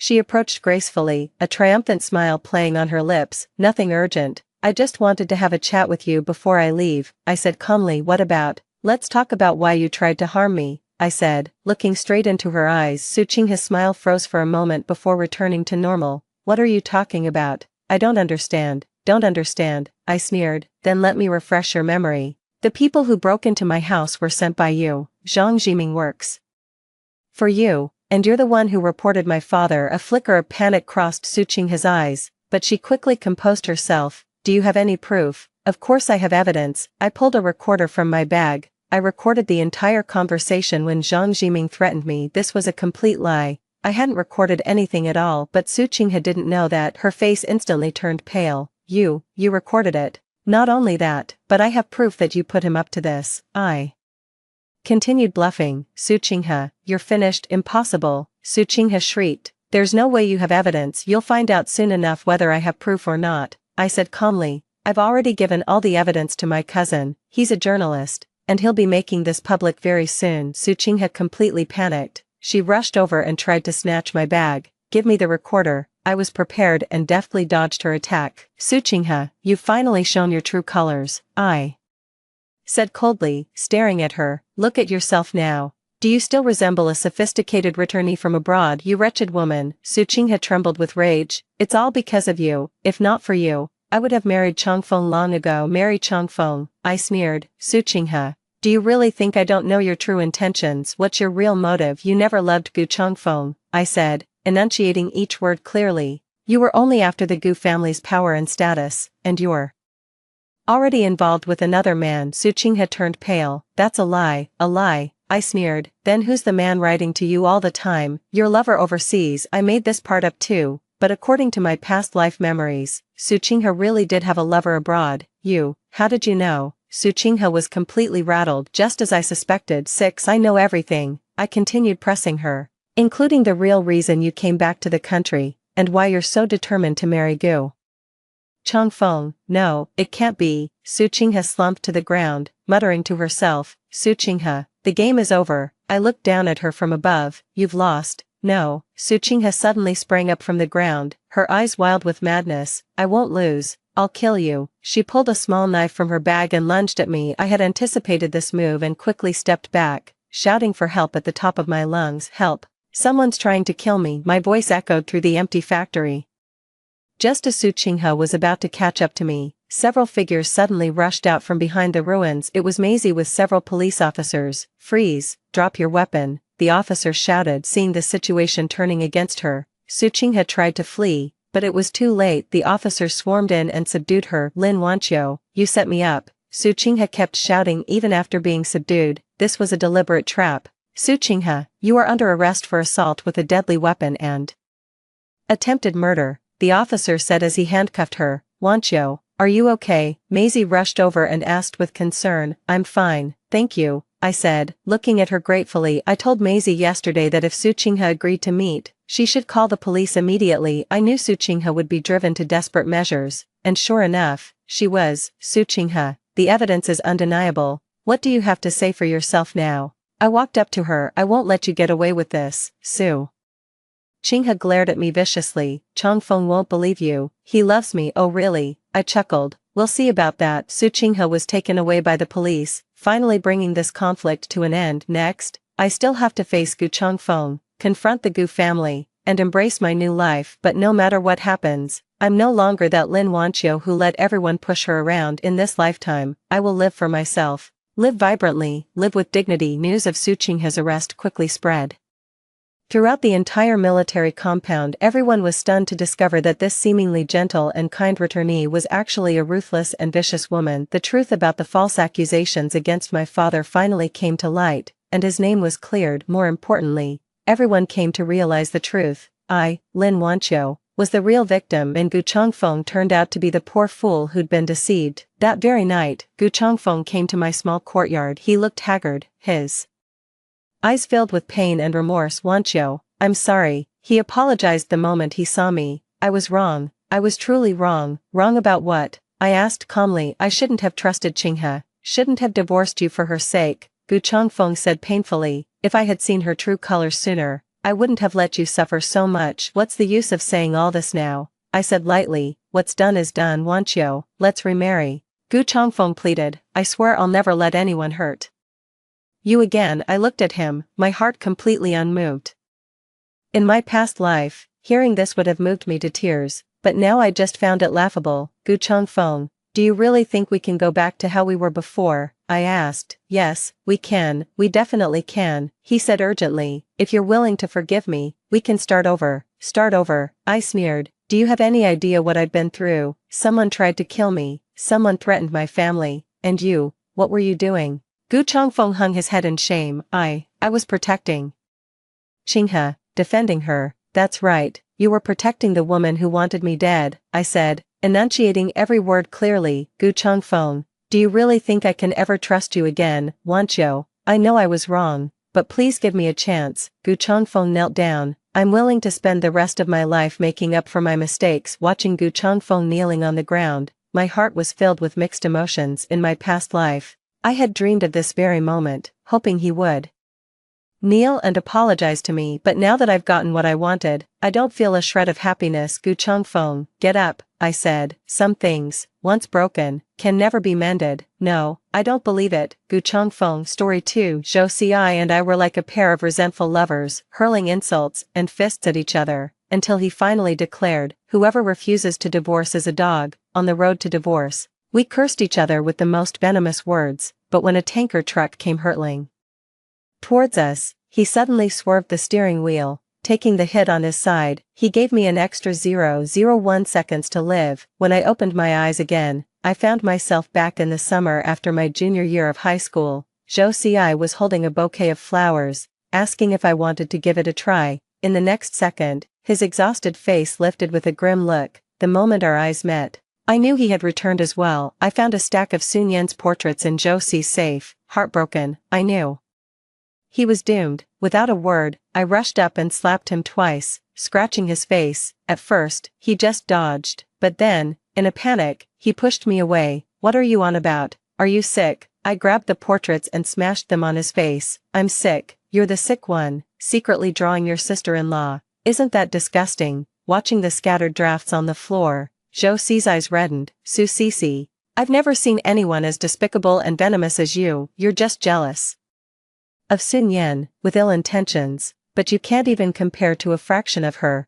Why wasn't it you who died?" I've heard this too many times, but each time, it still drove me mad. I grabbed a stool and rushed at him. "To hell with you." That day, we ended up at the police station. The officer kindly asked if I had been a victim of domestic abuse. I scoffed. "Who do you think you're looking down on? This is mutual assault, understand?" Despite my disheveled appearance and the bruises on my face, Zhou Xi was already bleeding from his head. I had won this round. Leaving the police station, we pointed at each other's noses. This marriage had to end. Whoever refuses to divorce is a dog. Who would have thought we'd die on the way to getting a divorce? Just a second before the tanker truck hit, I was still cursing him as a perverted voyeur lurking in dark corners. Zhou Xi's face was as black as the bottom of a pot. His teeth clenched. "The one I love is Sun Yan, always has been. If you didn't look exactly like her, do you think I would have been with you?" "Su Sisi, you couldn't hold a candle to Sun Yan." I hated my life for always being compared to Sun Yan. Even though she was dead, I still lived in her shadow. Why should I? My hand reached for Zhou Xi's hair. "Come on, let's go down together." The next second, a piercing sound rang out as the tanker truck lost control and rushed towards us. My mind went blank.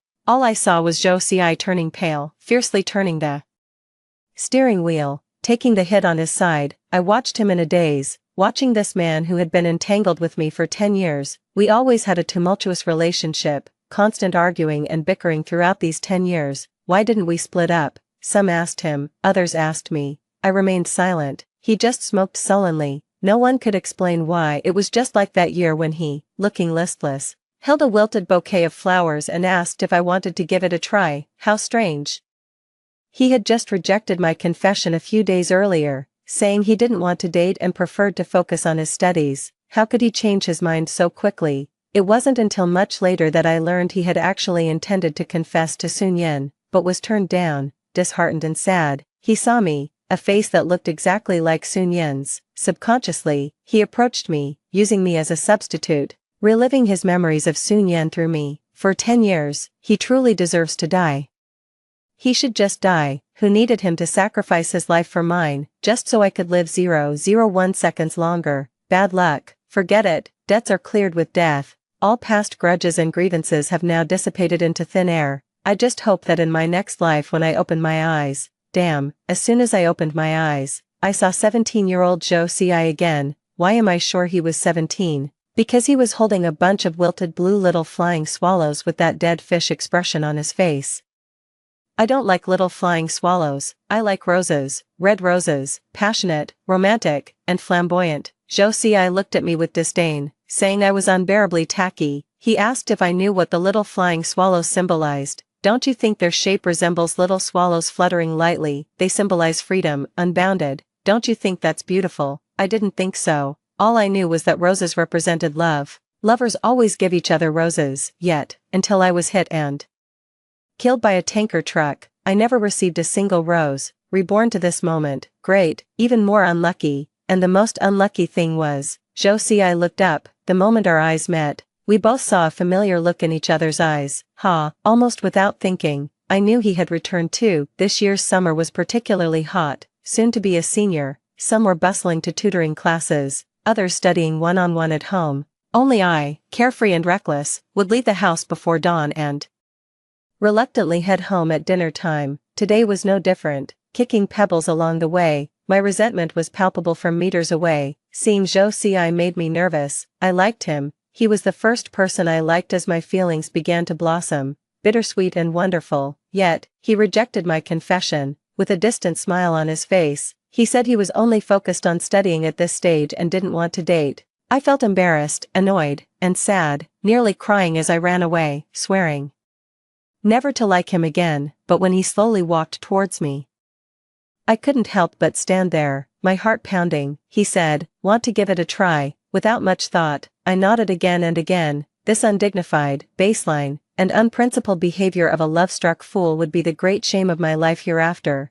Given another chance, I would unhesitatingly sneer at him and silently give him the middle finger. Zhou Ci licked his molars, threw the flowers in the trash, and walked away. 10 minutes later, at my front door, we met again. Shenfang, full of suspicion and wariness, guarded the door, staring at Zhou Ci. "Who are you looking for?" Zhou Ci, unusually flustered and even cautious, didn't know how to respond. "Auntie, I'm looking for Sun Yen. Could you let me see her? I have something to tell her." "What do you want with Sun Yen? Who are you?" Shenfang's hostility was palpable. Her eyes widened menacingly as she glared. Zhou Ci was taken aback. Hesitating to speak further, I clicked my tongue in irritation. "Didn't I tell you I don't like you? Why are you still coming to my house? You think seeking out Sun Yen will help you? Don't you know she's the one I despise the most? Come with me." Facing Shenfang's suspicious gaze, I dragged Zhou Ci down the stairs. Zhou Ci's face was somber, and he suddenly shrugged me off. "I know you've come back too. I don't want to dwell on past grievances. If you think I've wronged you, then I apologize. But Su Cici, you should realize, being brought back to this point in time is an opportunity given to us by fate. I will protect Sun Yen no matter what. No one can take her away from me, not even herself. I don't expect your help, but don't interfere, or I won't let you off." Expressionless, I listened to Zhou Ci's heartfelt words and warnings. After he finished, under his fiery gaze, I let out a cold laugh. "Who do you think you are, idiot? Everyone loves Sun Yen. She's outstanding, kind, and beautiful. At school, she consistently topped her class and was a prime candidate for the top university entrance exam scholarships. She excelled in various competitions, was talented in music, dance, and the arts. Yet, despite her talents, she never acted superior. She was always gentle and smiling towards teachers and classmates. At home, she was the pride and hope of her parents and the family, universally praised by everyone. She never disobeyed her elders, Always agreeable and sweet-natured, nodding obediently to any high expectations set for her, yet it was this same girl who, in the year she aced the college entrance exams, when her parents were hosting a grand celebration amidst everyone's envy and jealousy, climbed to the rooftop and jumped, ending her life. No one knew why she committed suicide, not even me, but as years passed and memories replayed, I began to see the flaws beneath the perfection. Having parted from Zhou Xi on bad terms, I slowly made my way home. Just as I opened the door, I saw Shen Feng handing a glass of milk to Sun Yan. Her gaze was tender as she gently stroked Sun Yan's long hair. "Mom will take you to teacher by soon," she said. "You're improving quickly, but don't get complacent, you must keep working hard. By the way, do you really not know that boy from earlier? Give me your phone, let me check." Nian, this is a critical time, you mustn't end up like Su Cece, getting mixed up with those shady boys. Su Cece has already ruined herself. I only have you left, you must make us proud. Now, hurry up and drink your milk while it's warm." Shen Feng had noticed my presence long ago, yet she didn't care much, even rolling her eyes at me disdainfully. I thought to myself quietly, as a daughter who's considered a failure, I couldn't just bear this infamy for nothing, so I stepped forward, snatched the glass from Nian's hand, and smashed it on the ground with a crash. "Su Cece, what are you trying to do?" Shen Feng yelled hysterically. I raised my eyebrows. "From now on, if I can't have this milk, neither can Sun Yan. Did I ever drink milk when I was very young? I can't remember. Since I can remember, I've never touched the good things at home, those fine foods and well-balanced meals. Whenever my chopsticks nearly touched them, Shen Feng would slap my hand away. What are you eating? This is prepared for Nian. It's a waste to give it to you. Might as well feed it to a dog. At least a dog can guard the house. What can you do?" Initially, I would cry and make a fuss about it, but instead of getting what I wanted, I only got a beating. Shen Feng never held back when hitting me. She would lift her hand high and strike down hard, causing a loud smack, and my face would turn away from the force, half of my face and head going numb. "Su Cece, are you rebelling against the heavens? You still want to drink milk? Have you thought about whether your grades even deserve it, comparing yourself to Nian? Have you even looked at yourself? Get out of this house, you're not welcome here." Saying this, she picked up a whip from the table to hit me. This time, I didn't just take it, I ran, knocking down tables, chairs, and vases while I did. The house filled with the sound of crashing, becoming more and more chaotic. Shen Feng screamed and chased after me. No matter how chaotic or noisy it got, Sun Yan just sat there quietly watching, not helping anyone or stopping anything, even indifferently picking up a book from the table to read. That was until I snatched her cell phone. Finally, she looked up at me. Her indifferent gaze showed a moment of confusion, then stiffness, stiffly watching as I took the cell phone and rushed into her room, slamming the door shut. The first thing I wanted to do was lock the door, but the lock was broken and couldn't be locked. I could only lean against it with my back. Outside, Shen Feng's kicks and curses could be heard. A twisted yet exhilarated smile appeared on my face as I took out the phone and dialed, crying out, "Hello, is this 110? My mom is trying to kill me. Please come quickly, save me." Shen Feng was taken away, after she continuously resisted, scratched a police officer's neck, and threatened to kill me. She faced 24 hours of detention. The police looked at me with pity, asking if I needed help contacting other relatives. He tactfully told me that their capabilities were limited, and if I insisted on having Shen Feng detained, I would face an even more embarrassing situation once she was released. I nodded repeatedly and expressed my thanks, but I insisted on her detention. Regardless, at least I can get a good night's sleep. The policeman's gaze grew more sympathetic. He then pointed at Sun Yan. "Is that your sister or your little sister? Is she alright?" Compared to my pitiful appearance, the always expressionless and detached Sun Yan seemed even more worrying. I gave a bitter smile, tapping her forehead. She said in a voice loud enough for Sun Yan to hear, "That one, her mind's a bit off." "Silly really." Sun Yan froze, her jaws clenched tight. Out of humanitarian concern, the police contacted our father, the man who spent his years away, tirelessly making money, only returning home during festivals or when Sun Yan achieved something significant. He politely apologized to the police, assuring them he would return as soon as possible and manage his wife's behavior, but I knew he wouldn't be back for at least a couple of days. After the police left, I yawned. Sun Yan looked at me, her expression unreadable, stretching lazily. I walked into Sun Yan's bedroom and, without invitation, lay down on her bed. About 5 minutes later, footsteps approached. Opening my eyes, I saw Sun Yan standing by the bed, her face stern. This is my room. Oh, please leave. What if I don't? This is my room. Is that all she could say? Not every essay can be a model script, can it? Oh, you must really treasure this bed, love it especially. Sun Yan didn't reply. Her lips pressed tightly together, her gaze at me deepening. Since you don't like it, lend it to me for the night. It's my first time sleeping on such a soft bed with such fluffy blankets. Feel free to leave, just remember to close the door behind you. I closed my eyes, ignoring her. I don't know how much time passed before she finally left, indeed closing the door, albeit not gently. So she does have emotions. I thought she was above worldly concerns. Turning over, I buried myself in the blankets. Despite what I said to Sun Yan, I wasn't trying to squeeze her out. In this 3-bedroom apartment, there was no room for me initially. There was one, the smallest, darkest study, but then Sun Yan started playing the piano, and to accommodate a piano worth tens of thousands, Shenfeng cleared out my room and installed a retractable door on the balcony. That space was too small, not even big enough for a single bed. Shenfeng bought a foldable bed instead. Su Guiyong disapproved. This is hardly proper. How can CC live like this? Shenfeng didn't care. What can we do?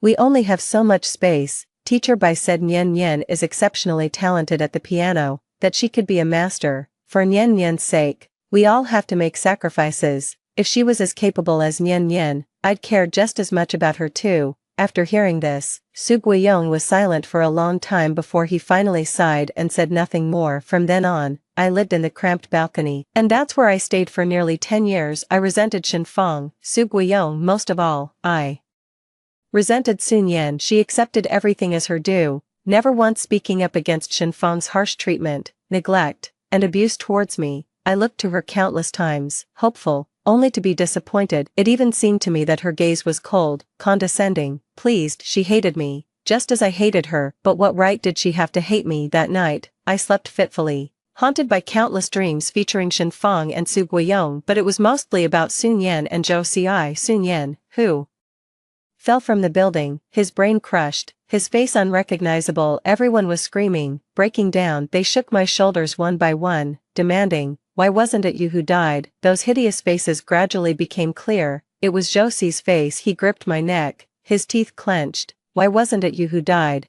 I woke up from the dream, drenched in sweat. Upon opening the door, I saw Zhou Xi standing at the entrance, facing Sun Yan, his face flushed, looking like a bashful teenager struck by infatuation. Sun Yan, good morning. Have you had breakfast? I bought some. Would you like to try? He lifted his hand as if presenting a treasure. It was more than just some. Sun Yan held the door, not letting him in. His voice was gentle yet distant. No, thank you. What brings you to my place? Zhou Xi stiffened, his gaze drifting, then settling on me. I came for Su Cici. Zhou Xi seemed disappointed, silent and sullen all the way. Even as I took breakfast from his hand, he seemed indifferent. After eating a bowl of wontons and drinking a cup of soy milk, he casually handed me a beef bun. Chen's beef buns. You always said you wanted to eat them. I got them while they were still open. Eat them while you can. I stopped in my tracks. Chen's beef buns, thin-skinned and generously filled, greasy and slightly spicy, had been my favorite breakfast throughout high school,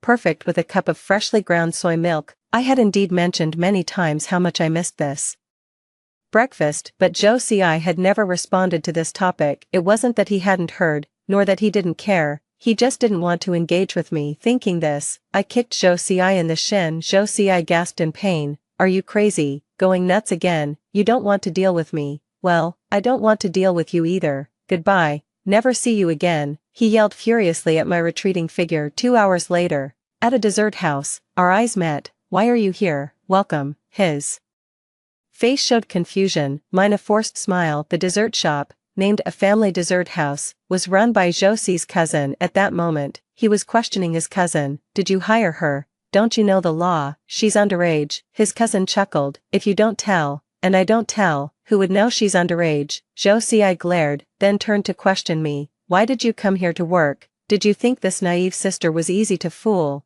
Why are you looking for a job? Need money? I smirked, word by word. None of your business. Throughout the afternoon, I greeted and served customers, while Zhou Xi sat in a corner, puffed up like an angry blowfish. By the time I looked again, he was already sleeping with his head tilted back and his mouth open. My cousin nudged me with her elbow. Does my little brother have a crush on you? Are you two an item? I cleared the table expressionlessly. He likes my sister. Huh. My twin sister, who looks exactly like me. Yikes, some kind of stand-in drama. Is he that bad? Heh, wait for me. I'm going to beat him up. Good news number 1, Zhou Xi was chased around and scurried out of the dessert shop after being beaten by his sister. Good news number 2, I got the part-time job after the trial period, earning 10 yuan per hour with double pay on holidays, paid monthly. Coming out of the dessert shop, Zhou Xi was still squatting at the corner. He stood up when he saw me. Spit it out if you have something to say, can't you? Speak nicely. I'm leaving if you don't. What did you tell my sister? Why did she hit me? I rolled my eyes, completely uninterested in entertaining him, yet Zhou Xi grabbed me. Su Cici, have you always been living on the balcony? Why, your family clearly has a 3-bedroom home, so why stay on the balcony? Did you buy that big house and order a 3-meter wide bed because of this? And why do you sleep in the study every time I'm not home? And what, is this never going to end? I shook him off impatiently. We're no longer anything to each other.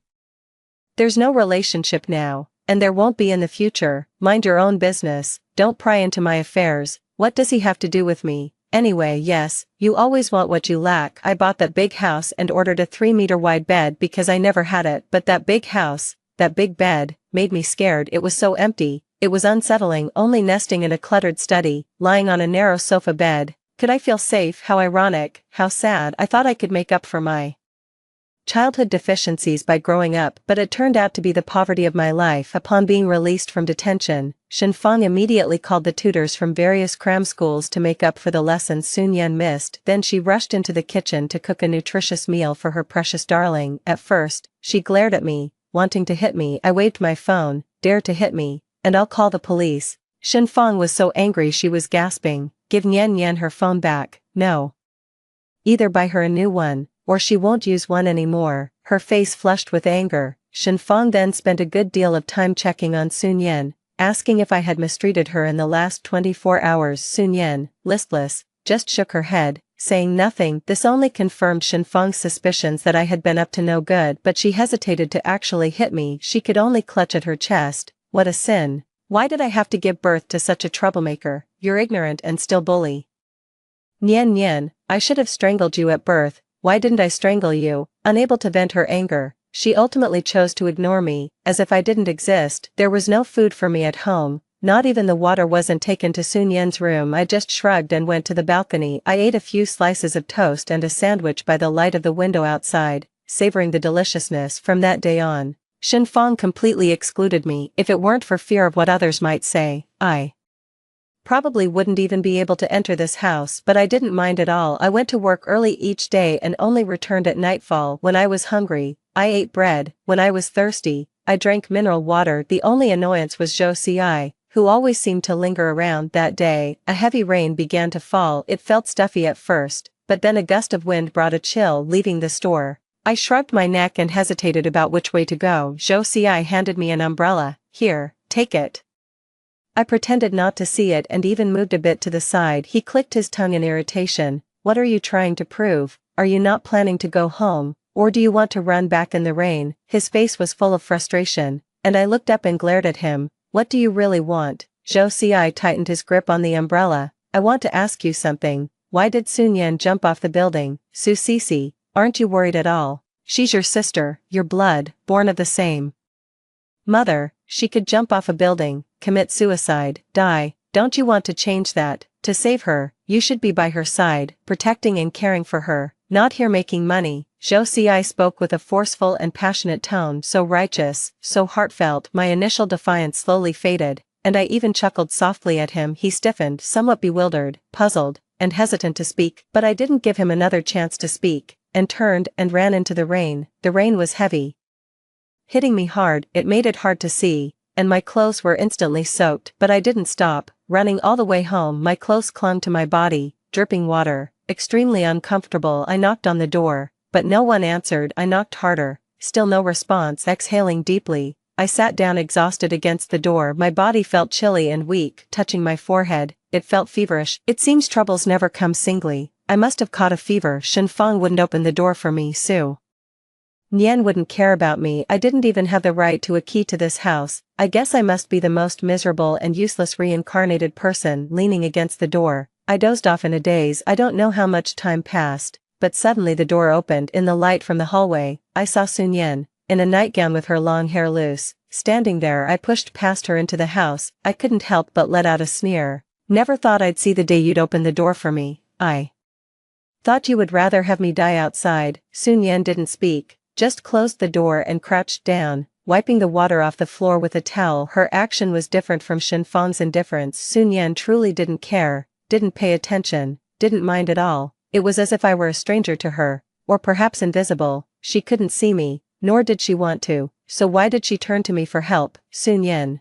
have you ever, even once, wanted to stand up for me? In this family, you are adored and receive all the benefits, yet you've never spoken a word for me. Do you take pleasure in seeing me trampled underfoot, watching me mistreated and abused, while you live like a little princess? Are you happy about that? Do you really hate me that much? Sun Yan remained silent, but her actions paused. I waited. Seconds and minutes passed, the light in my eyes slowly faded, and I almost turned to leave when suddenly, Sun Yan stood up. The towel dropped to the floor. Her arms were so tense they trembled. Suppressing her voice, she almost growled, "Yes, I hate you. I utterly despise you, Su Cece, you are worthless." When does your memory begin? At 6 years old, 8, 10, I remember from the age of 2, when you were still playing with building blocks and dolls, I could recite the 3-character classic in full. Mom was so happy, she called Dad to let me recite it to him over the phone. She urged Dad to come home quickly, saying she wanted to take me to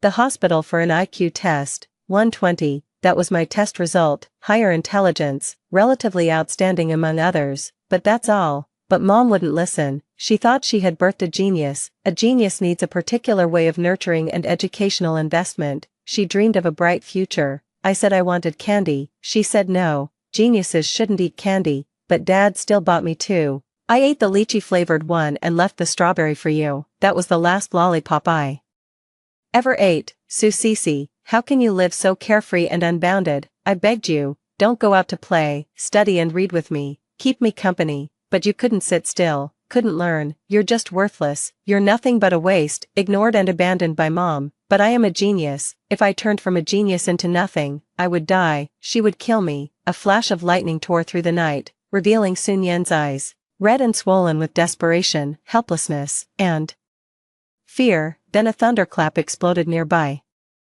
I couldn't help but shiver, a bone-chilling cold spreading from my fingertips throughout my body. What are you talking about? Who would kill you? Shen Fang. Sun Yan swayed, raising her hand to wipe away her tears. You don't understand, you know nothing. Have you ever been in a room that can't be locked, where someone can silently stand behind you at any moment? She can't understand the content of the books, but she would suddenly speak up, criticizing you for being too close to the book, for your sitting posture, for letting your mind wander. You can't relax for even a second. Those eyes follow you like a shadow, like a festering sore clinging to the bone. Have you ever tried sleeping while someone watches you? Open your eyes, and there's someone standing right in front of your bed. They might wipe your sweat, cover you with a blanket, hold your hand, or do nothing at all, just quietly watch you. You are my everything. I only have you. You must strive, you cannot slack off. You cannot fall behind, you must be first, be the best one. My child should be the best. Only if you do your best will Dad come back. He won't abandon us, or else what will we do? I can only take you with me in death. All these words seemed to have exhausted all of Sun Yan's strength. She leaned on the sofa, and it took her a long time to stand up again. Her voice regained its calm. Mom took sleeping pills. She won't wake up tonight. You came in on your own. It has nothing to do with me. Her steps were unsteady as she floated back to her own room like a lost soul. I relaxed, collapsing into the chair. There are some things I no longer want to ask about, including the words under the bed. Sun Yan's suicide remains a mystery. She left neither a word nor a note. Shen Fang nearly tore the house apart, seeking the truth behind Sun Yan's suicide. It wasn't until someone lifted the bedboard that everyone froze in place. The crookedly engraved words, like a pair of large hands, choked everyone present. Save me, save me, save me, Su Cece, save me. Why did Sun Yan need saving? Why was my name there? Shen Fang grabbed my neck, screaming, what did you do to Nian Nian? Did you cause her death? Su Sisi, why don't you die? Why wasn't it you who died? I don't understand either. Why, was Sun Yan asking me to save her? Or was it because of me that she needed saving? At that moment, Shen Fang's hatred towards me left me numb. I was deeply perplexed. Sun Yan, what exactly are you trying to tell me? That night, I took over her room. After she closed the door, I crawled under the bed. It was spotless, cleaner than the floor outside. Turning on the light on my phone, I shone it on the bedboard. The dense, jumbled words had taken up half the space. I trembled as I touched my name. So, Sun Yan, were you asking me to save you? Shen Fang glared at me. How did you get in? I nonchalantly sipped my porridge. Locking me out last night was the first and last time. Otherwise, what will you do? Shen Fang sneered. This is my house. You can only enter if I let you. If I don't let you in, Su Sisi, what are you doing? She screamed, wanting to come forward but daring not to. I pulled Sun Yan's hair, pressing scissors against her scalp. She didn't move, except for a muffled groan of pain at the beginning. She said nothing. Shen Fang shook all over, both angry and anxious. Let go of Nian Nian. What on earth do you want to do? I raised an eyebrow. Don't move, otherwise, I wouldn't know if it was her hair or her neck that I was cutting with these scissors, I declared. Shen Fang gasped in shock. Su Sisi, oh, with a snap, I chopped off a large chunk of Sun Yan's waist-length hair. Shen Fang cried out in pain as if I had cut into her flesh. Her scream pleased me, and without any pattern or beauty, I waved the scissors, each cut fierce and deliberate. Locks of hair fell to the floor in disarray. Shen Fang's cries echoed in my ears at this moment. Sun Yan looked a complete mess, her hair uneven and jagged, with stray strands everywhere, yet she kept her eyes downcast, as if all of this had nothing to do with her. Finally, I threw down the scissors. The next second, Shen Fang, screaming, charged at me and pushed me out. She trembled as she cradled Sun Yan's face, looking at her as if her precious treasure had been ruined. She yelled again and grabbed a stool nearby. I turned and ran out, but just as I was nearing the door, the flying stool hit me in the back. The pain made me gasp, but I didn't stop. I ran down the stairs as fast as I could. I ran into Zhou Ci, who was coming up. What happened to you? Why are you so pale? Are you hurt? What was that noise upstairs? Did you fight with your mom? Get lost. Zhou Ci grabbed me, looking displeased. Why are you always like this? Su Sisi, can't you speak nicely? You're like a rock in a latrine, both stinky and hard. Can't you change your temper, no matter what? That's your mom, you. I took a deep breath and shook him off. It's early in the morning, don't make me slap you. Su Sisi, Zhou Ci. I looked at him coldly. Little lord raised in a honey jar, stay away from me, from our house, and from Sun Yan. Zhou Ci's lips pressed into a straight line, his face darkening. I can't do that, Su Sisi. I won't give up on Sun Yan no matter what. I will protect her, and not let her be harmed. Ha! I scoffed, my laugh full of sarcasm. Protect her? Who are you? Does she even remember who you are? Trying to be a hero without a clue, idiot. Days passed neither too fast nor too slow. I had completely broken ties with that family. With me around, the atmosphere at home would drop to freezing, like an ice cellar. Shen Fang took Sun Yan to get her hair styled. Now, she looked like a tomboy. She became even colder towards me, not even sparing me a glance. I still left early and returned late every day, busy with my own life. The only nuisance was Zhou Ci. After disappearing for 3 or 4 days, he started showing up at the dessert shop every day, staying all day long. We didn't talk at all, but I noticed he often stared at me, lost in thought. Soon, most of the summer vacation had passed, and I received my first paycheck. Meanwhile, the day I had been waiting for arrived. Tomorrow, Sun Yan was going to participate in a citywide music concert, which would be broadcast live. On such an important occasion, our extremely busy father absolutely needed to be there. Shen Fang's nervousness was palpable. She stayed with Sun Yan, making her play her piece over and over again. While telling her not to be nervous, she kept repeating, you must perform well, you cannot make any mistakes, absolutely no errors. To this, I could only scoff coldly. Shen Fang glared at me furiously. In the morning, before dawn had even broken, Sun Yan was already up and playing again by Shen Fang's calling. I buried myself in my blanket, irritated, and fell back into a restless sleep. By the time I woke up again, they were already gone. The dessert shop was bustling today. After a busy spell, my cousin shot me a knowing look. Where's my silly brother today? Why didn't he come? I don't know. Perhaps he went to cultivate his taste, I replied, what's that supposed to mean? I just smiled and offered no explanation. When I got home in the evening, Shenfeng was jubilantly dancing around, repeatedly saying how proud Sun Yan made her. It seemed the performance went perfectly, yet Su Guiyong was nowhere to be seen. Hey, where's our old man? Has he not come home thrice? Shenfeng's face froze, clearly stung by my words. What do you know? Your dad is very busy. Where do you think all this food and drink comes from? Do you think earning money is easy? Is that so? I thought he was busy entertaining his mistress. What nonsense are you spouting? Fine, I shrugged. Let's just say I'm talking nonsense. Shenfeng blocked my way with a grim face. Do you know something? I teased her patience with a half smile. Seeing her on the verge of exploding, I slowly spoke up. At the Juanhao Hotel, I saw him entering with a woman. Shenfeng looked as if struck by lightning, her face contorting like a demon's. She grabbed her bag from the table and stormed out without looking back. Compared to Shenfeng, I despised Su Guiyong even more. As a child, I depended on him. He wasn't as biased or harsh as Shenfeng. He always disapproved of Shenfeng's behavior. Both the palm and the back of the hand are flesh. How can you act like this? So, I confided all my sadness and grievances to him. I said, if mom and dad were to divorce, I'd want to stay with dad. Su Guiyong, both pained and relieved, rubbed my head gently. But that night, during an argument with Shenfeng, he blurted out, Cici even hopes we divorce. She doesn't want to stay with you. See how much of a failure you are as a mother. Su Guiyong grabbed his luggage and left. Shenfeng looked at me menacingly, dragged me by my hair from the living room to the kitchen, and made me kneel there all night. I cried and called Su Guiyong, begging him to come back, saying I was scared. He scolded Shenfeng over the phone and comforted me, but he never came back. Is this love? Shenfeng bluntly told me she didn't love me. Su Guiyong told me he loved me. He felt for me, but he did nothing, only to end by telling me he loved me, but he was helpless. Sun Yan removed the wig from her head, slowly stood up, and prepared to go back to her room. Let me take off my makeup, she said. Change your clothes and come with me, I said. Sun Yan stopped in her tracks but made no further move.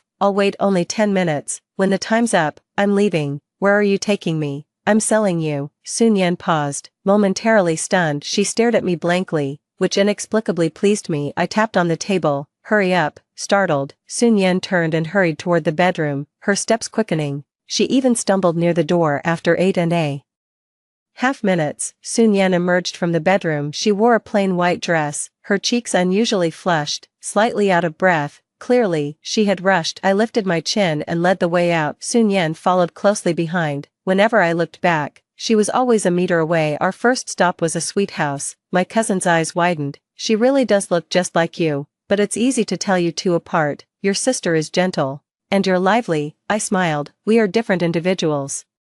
Naturally easy to recognize. I picked up a piece of cake and a cup of coffee, placing them in front of Sun Yan. The shop's most popular matcha cake and a cappuccino. Try them. Sun Yan blinked and politely took the spoon. I'm working part-time here. The time I'm not at home, I'm here. The boss is nice, and the colleagues are friendly, but there's a lot to learn. This cappuccino took me half a day to learn how to make the latte art. You could probably learn it in an hour. Recently, I've also been learning to make cakes with the master. It's quite interesting. Sun Yan quietly listened as she ate the cake in small bites. I took the half-eaten cake away. Save some room. We'll eat something else in a bit. Is there anything you'd like to eat? Sun Yan thought for a moment. Street food. So, I took her to the university town. A whole street of food stalls, from one end of the street to the other and back again. Took us an hour and a half. Sun Yan looked a bit pale. Stomachache. Let's not eat any more. Come on, I'll take you to the next place. After a 20-minute bus ride, we got off. Seeing the familiar building, Sun Yan looked puzzled. I didn't explain but led her to a small low-rise building nearby on the second floor, the third room on the left. I unlocked the door. The space is small, just a bed, a wash basin, and a bathroom. The desk and chairs over there. I bought those myself, no choice. The rental houses near our school are expensive, and this is the cheapest. I rented it using Sister Zhou's identity. She paid for a year, and I reimburse her monthly. I handed the key to Sun Yan. This door can be locked from the inside, and this is the only key. If someone knocks, you can choose to open it or not. Do you want to stay here tonight? Sun Yan gripped the key tightly in her hand, her fingertips turning white. A minute passed, and without waiting for her answer, I left the rental room. Outside the door, I crouched for a long while until I heard the sound of the door being locked from the inside. With a barely noticeable smile, I slowly stood up and walked down the stairs. Shenfeng was never easy to get along with. She was stubborn to the point of being paranoid, with a strong desire to control everything. Anything out of her control could drive her mad. The one who could most trigger her emotions was Su Guiyong. Su Guiyong wouldn't answer her calls, wouldn't take her out, and wouldn't come home. Do you know how busy I am? Do you realize how hard it is to provide for a family? Why don't I take care of the kids and you earn the money? Shenfeng was like a paper tiger, prone to tantrums and unreasonable behavior, but with Su Guiyong, she always backed down. As long as he came home, it was enough. As long as they didn't divorce, it was enough. Was she completely unaware of Su Guiyong's affairs outside? Impossible. She just chose to turn a blind eye, deceiving herself. Now that I had exposed it, Shenfeng was bound to go insane. She stormed into the hotel and attacked the other woman. Enraged, Su Guiyong kicked Shenfeng out. What he didn't expect was that someone reported the hotel for illegal activities, drawing both the police and the trailing reporters. The entire scene was captured on camera. Those who needed to go to the hospital went, and those who needed to go to the police station went. It was another eventful night. The next day, when I stood in front of Sun Yan, her expression changed from confusion to shock, then to understanding, and finally, it turned pale. Su Cece, what are you trying to do? In the reflection of the window, I saw myself with a short haircut identical to hers, styled from a photo I showed to the hairstylist. I was also wearing a white dress, taken from her wardrobe, with an expression as cold and detached as hers. Who could tell which one was Sun Yan and which one was Su Cece? I looked at her seriously. Let's play a game. From today, you are Su Cece, and I am Sun Yan. You run away, and I settle the scores. Su Guiyong wouldn't admit to his infidelity. He merely said that the woman was his subordinate, and they were alone together to discuss work. It was Shenfeng who was paranoid and distrustful. If we don't even have basic trust, then let's just get a divorce. Upon hearing this, Shenfeng immediately deflated. She accepted Su Guiyong's explanation and swallowed her grievances in the living room.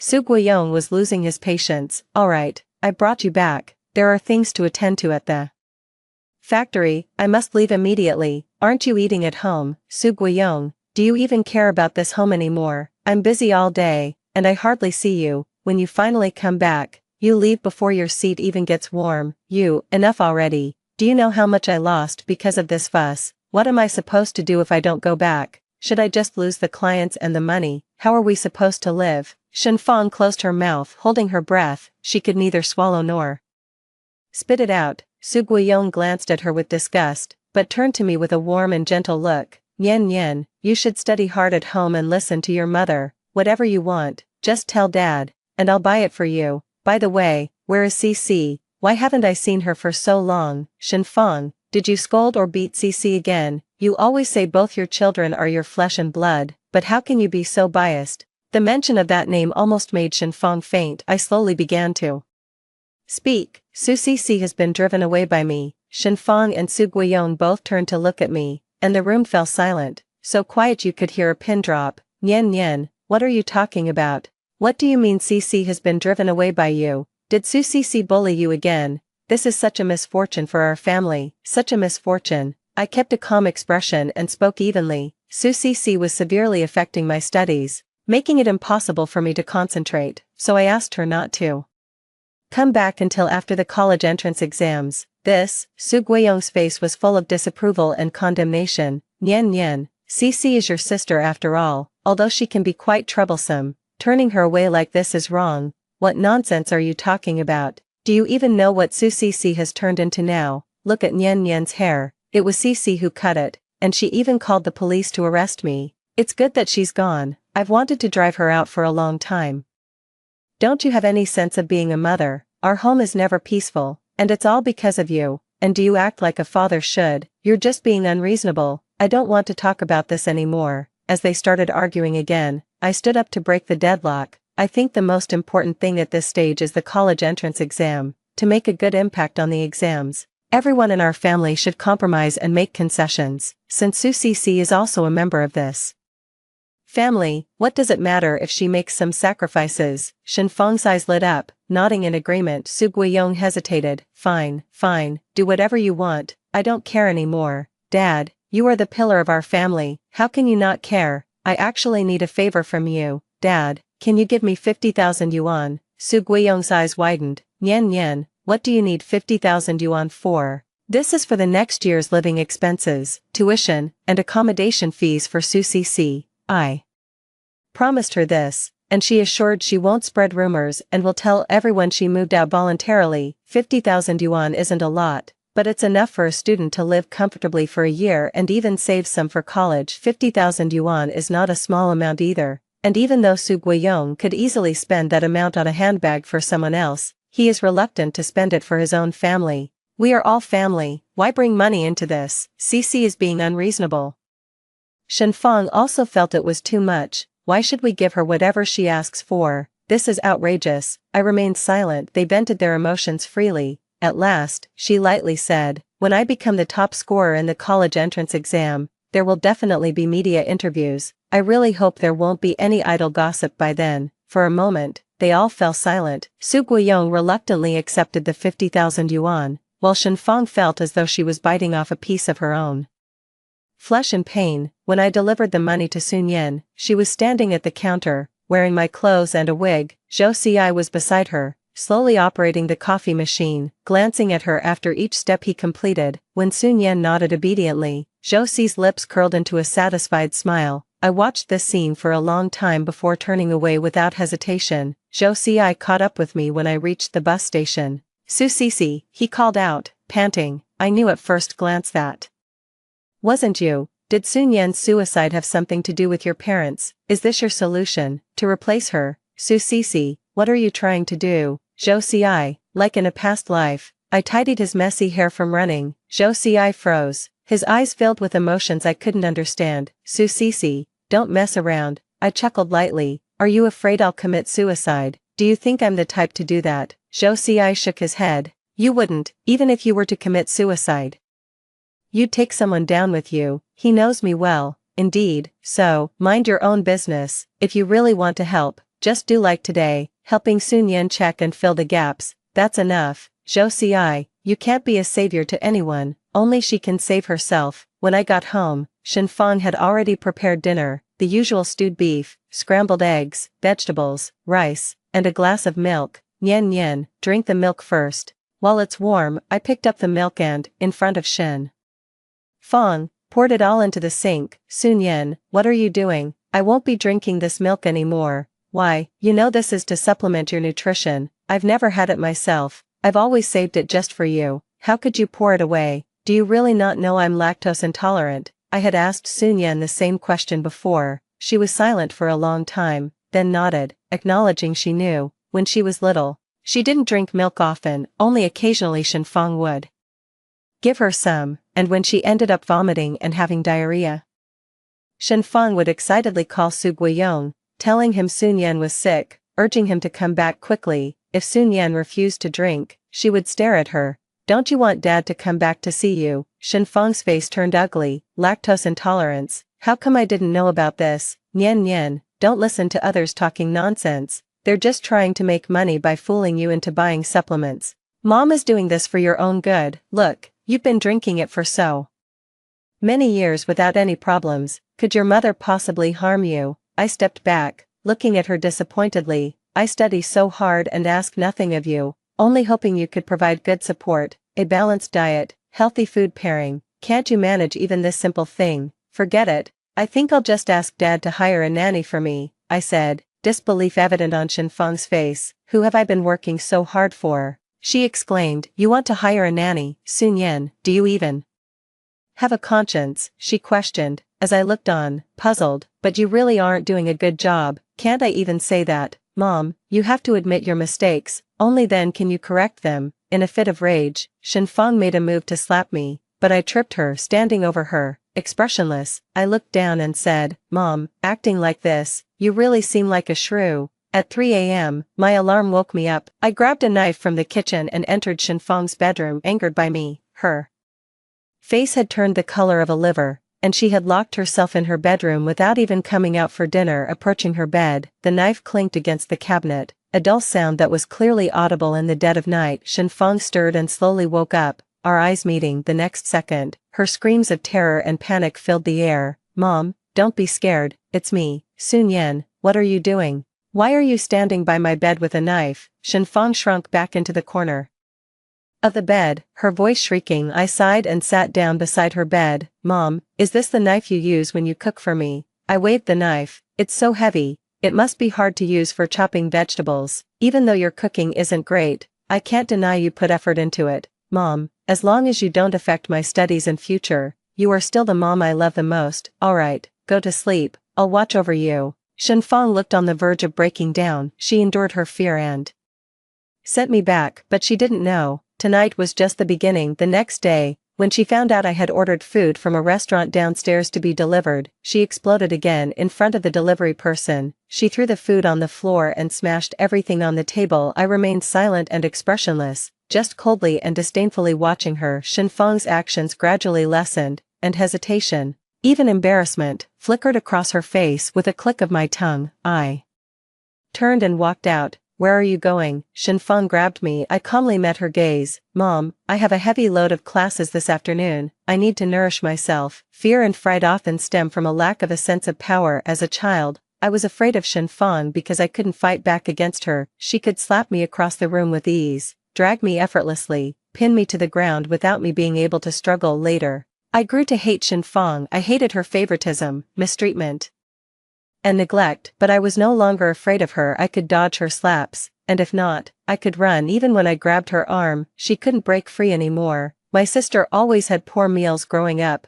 just leftovers and scraps, but she's physically stronger than me, rarely gets sick, and has more energy. I explained to Teacher Bai, who is a very gentle and attentive person. When she noticed my rapid breathing, she asked if I was feeling unwell, which led me to share these things with a bitter smile. You wouldn't believe it, but I'm lactose intolerant. Despite that, my mom insists on the benefits of milk and forces me to drink it. To keep me slim, she never lets me eat my fill. All my meals are low in oil and salt, utterly tasteless. Whether I'm sick or not, my diet is always the same: beef, eggs, and green vegetables. I continued, I don't engage in outdoor sports because it's considered a waste of time. My legs are practically atrophying. Teacher Bai looked at me with a face full of sympathy. How can your mother be like that? She questioned. Good or not, it all depends on what's suitable. Everyone's body is different. Doesn't she understand that? Moved, I glanced towards Teacher Bai. Out of the corner of my eye,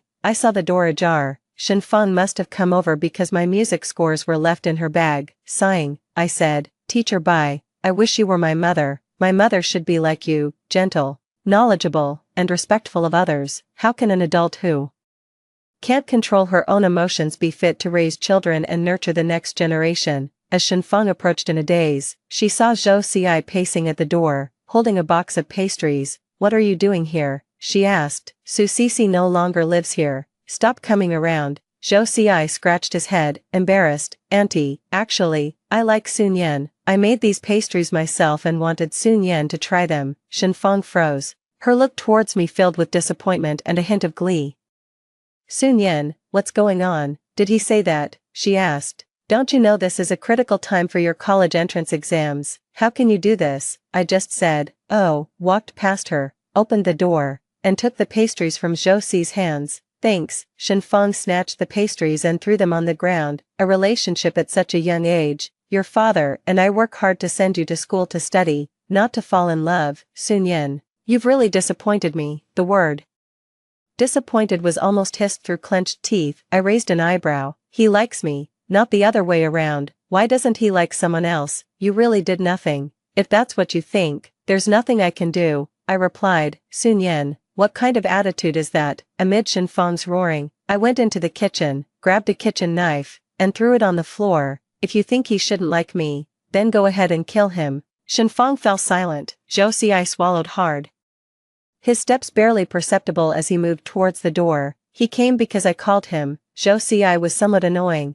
After all these incidents, he probably realized that showing up in front of Shenfang might cause trouble for me or Sun Yan, so he became more cautious but still lingered around. I gave him a call, just like that. Come whenever you want, and visit often if you like. To drive someone insane, you can't always use the same tactic when every little thing around her could trigger her. She was on the verge of breaking down.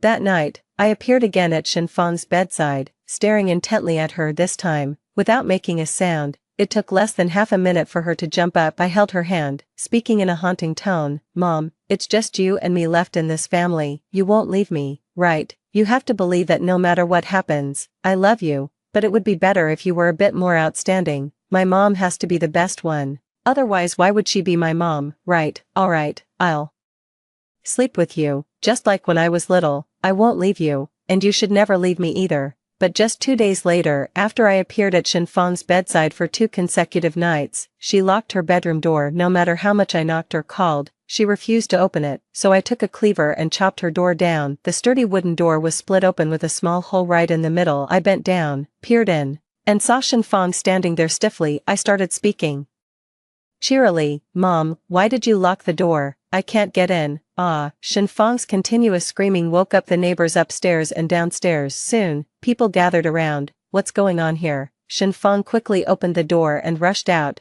pointing at me and shouting loudly, she's crazy, she chopped my door with a knife, she's insane, catch her. I tilted my head, my face the picture of innocence. It's because Mom locked the door, I couldn't get in. That's my room, but you broke my room's lock, and you can go in and out anytime. You love me this way, so of course I should love you the same, isn't that right? The next day, Shenfang, pale-faced and avoiding eye contact, had someone change my door lock. Sometimes when reason doesn't work, it's better not to argue. She says it doesn't hurt to be cut with a knife, so just cut her. Summer vacation ended before I knew it. Sun Yan and I hadn't met again. When school started, as if by agreement, she took my seat and I took hers. Just like before, we had no interaction, and we avoided each other when we met face to face. The only one anxious was Zhou Ci. He asked me what would happen if I couldn't keep up with my grades. I scoffed. Who decided that Sun Yan must be the top of the class? Does Sun Yan want to be the top of the class? Sun Yan didn't want to. She didn't even know what she wanted. She became more and more confused, distracted during classes,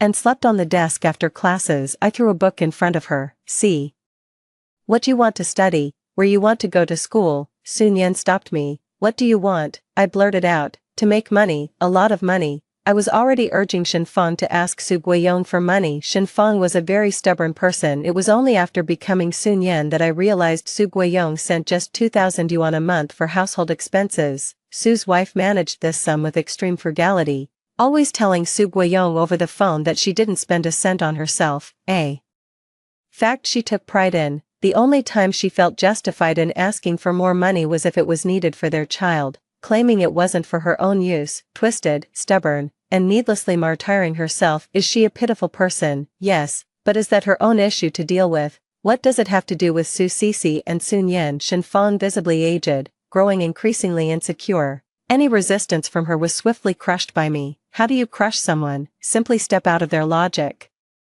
Disregard their emotions. And it becomes quite easy, like when I ask Su Guiyong for money. Why should I need a reason? Whether he gives willingly or not doesn't matter. If you don't give, I'll make a scene. You lose money, you avoid disaster. Over the past 6 months, the whole house was chaotic, yet nobody talked about Su Cici. Just like when she was 10, she deliberately failed her exams, and nobody cared. Sun Yan got new shoes, she didn't. The balcony light was dim, and no one changed it for her. They forgot to give her living expenses one day, and she went hungry, hiding under the stairwell at home. She wondered, if she disappeared, would her parents worry desperately? Would they frantically search for her, then hold her and admit their wrongdoing? Su Cici waited from evening until sunset. As it got darker and people became scarce, no hurried footsteps, no cries or shouts, Su Cici got scared. She locked herself in the darkness, holding back tears until she couldn't anymore, and ran home crying. Shenfang mocked her with a sneer. You have the nerve to run away from home.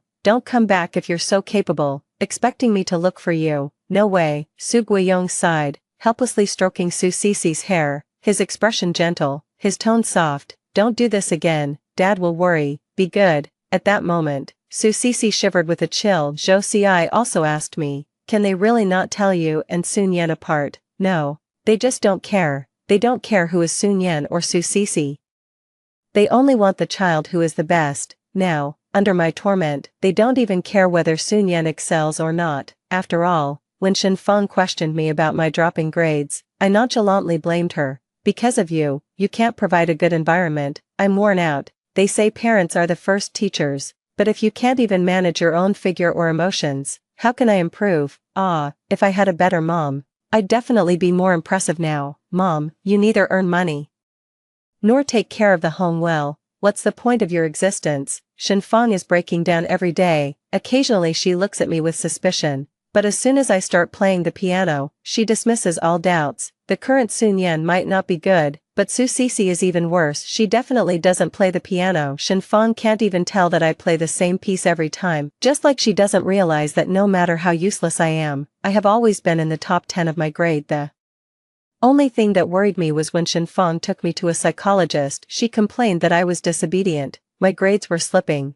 and I was rebellious. The diagnosis given was moderate depression and moderate anxiety. I was skeptical and thought the doctor was incompetent, but later, I let it go. Sun Yan is sick. Who says Su Sisi has to be normal? I had a great time tormenting Shenfang. How could I forget about Su Guiyong? I remember taking photos of several pollution outlets at his factory and the unclear relationship between him and his married accountant. Important photos must be sent to the right people for business matters. I approached his competitors for personal matters. I approached the accountant's husband. Zhou Xi also helped me deliver those photos. His gaze was complex. There are some things he will never understand. Empathy is an impossible feat. Soon, Su Guiyong was in deep trouble. A moment of rage leads to bloodshed. The accountant's husband held a knife to Su Guiyong's neck, and though he didn't cut, it scared Su Guiyong severely. He didn't dare to pursue the matter, as he would lose face completely. Then came the audits from various departments. He was given deadlines for rectification. Su Guiyong didn't take it seriously. He thought he could bribe his way out with meals and money. 3 months later, his factory was sealed. Helpless, Su Guiyong returned home in disgrace. At that moment, the real dispute between the two began. In less than a week, the previously happy Shenfang couldn't stand Su Guiyong anymore. Staying up late, either going out to play cards, drinking with friends, or just watching TV at home, not doing any housework, leaving dirty clothes and socks everywhere, and constantly complaining about Shenfang. They had the most intense argument ever. For the first time, Shenfang told Su Guiyong to get out. I watched with great amusement. It was just too noisy, so, humming a tune, I went back to my room. Sun Yan had chosen her major. She wanted to study biological sciences at a university in Anhui. As for me, I followed the path of my previous life and chose my alma mater. Zhou Xi, however, became more and more silent, silently watching me, silently following me. What exactly do you want? Su Sisi, do you like me? Does it matter? Doesn't it matter? I took a deep breath. Zhou Xi, if you had a do-over just to figure out who I like and who you like, then that's pretty lame. Time swiftly moved forward, rolling us along as we raced ahead. Shenfang and Su Guiyong started discussing divorce. She tried many times to seek comfort from me, but I coldly turned her away. She broke down crying, and I just silently watched her, like watching a hysterical lunatic. Gradually, it seemed that Shenfang began to fear me. I was thriving, and she was aging day by day. How could she not be afraid? But she can rest assured, I will eventually treat her the way she treated me. Finally, the college entrance exams arrived as scheduled. Sun Yan had already packed her bags and bought her ticket for that night. She was eager to leave, to go somewhere completely new. I looked at her indifferently and softly said, Su Sisi must live well in some corner of this world until a ripe old age. Sun Yan hurriedly lowered her head. She approached and hugged me. Su Sisi, I really hate you, she said, but what can I do? You're the one I love the most. That night, Zhou Xi stopped me as well. He grinned nonchalantly. Aren't you trying to provoke your parents? I can help you with that, free of charge. I rolled my eyes. Idiot.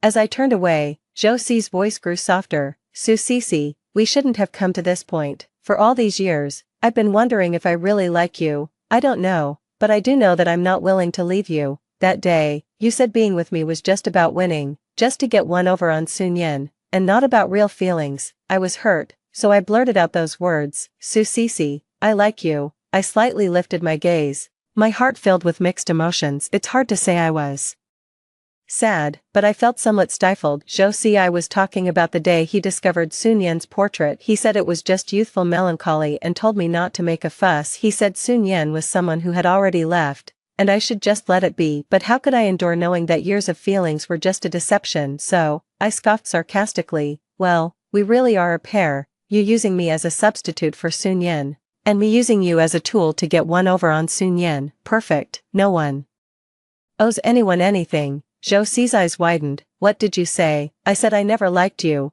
I just wanted to beat Sun Yan for once. At that moment, Zhou Xi's eyes were stormy. Ha, that saves me from feeling indebted to you. Su Cixi, you really can't compare to Sun Yan at all. I regret using you as a substitute. The harsh words of the past still echoed in my ears, but now everything had changed in the end. I said nothing more and slowly walked into the shadows. Side story, Sun Yan once again woke up from a nightmare, sitting up abruptly, gasping for breath. It was her 8th year since she had left, and she still couldn't sleep peacefully. She was trying hard to live her life, making friends, seeing the world, conducting experiments, doing research. Things seemed to be getting better, but only Sun Yan knew that sometimes, in the dead of night, she felt a desperate urge to jump out of the window, but she couldn't. She was now Su Cixi. Su Cixi had to die a natural death. Sun Yan had always hated Su Cixi. She was like a cockroach that couldn't be killed. No matter how Shen Fang treated her, she would be upset for a night, but by the next day, her eyes would be bright again. How could she be so carefree and free-spirited? She did whatever she wanted, went wherever she wanted, but Sun Yan couldn't. She was trapped in endless classes, endless problems to solve. She had to strive to be Shen Fang's best child. Su Cixi had 2 healthy legs. She could run to any corner of the world.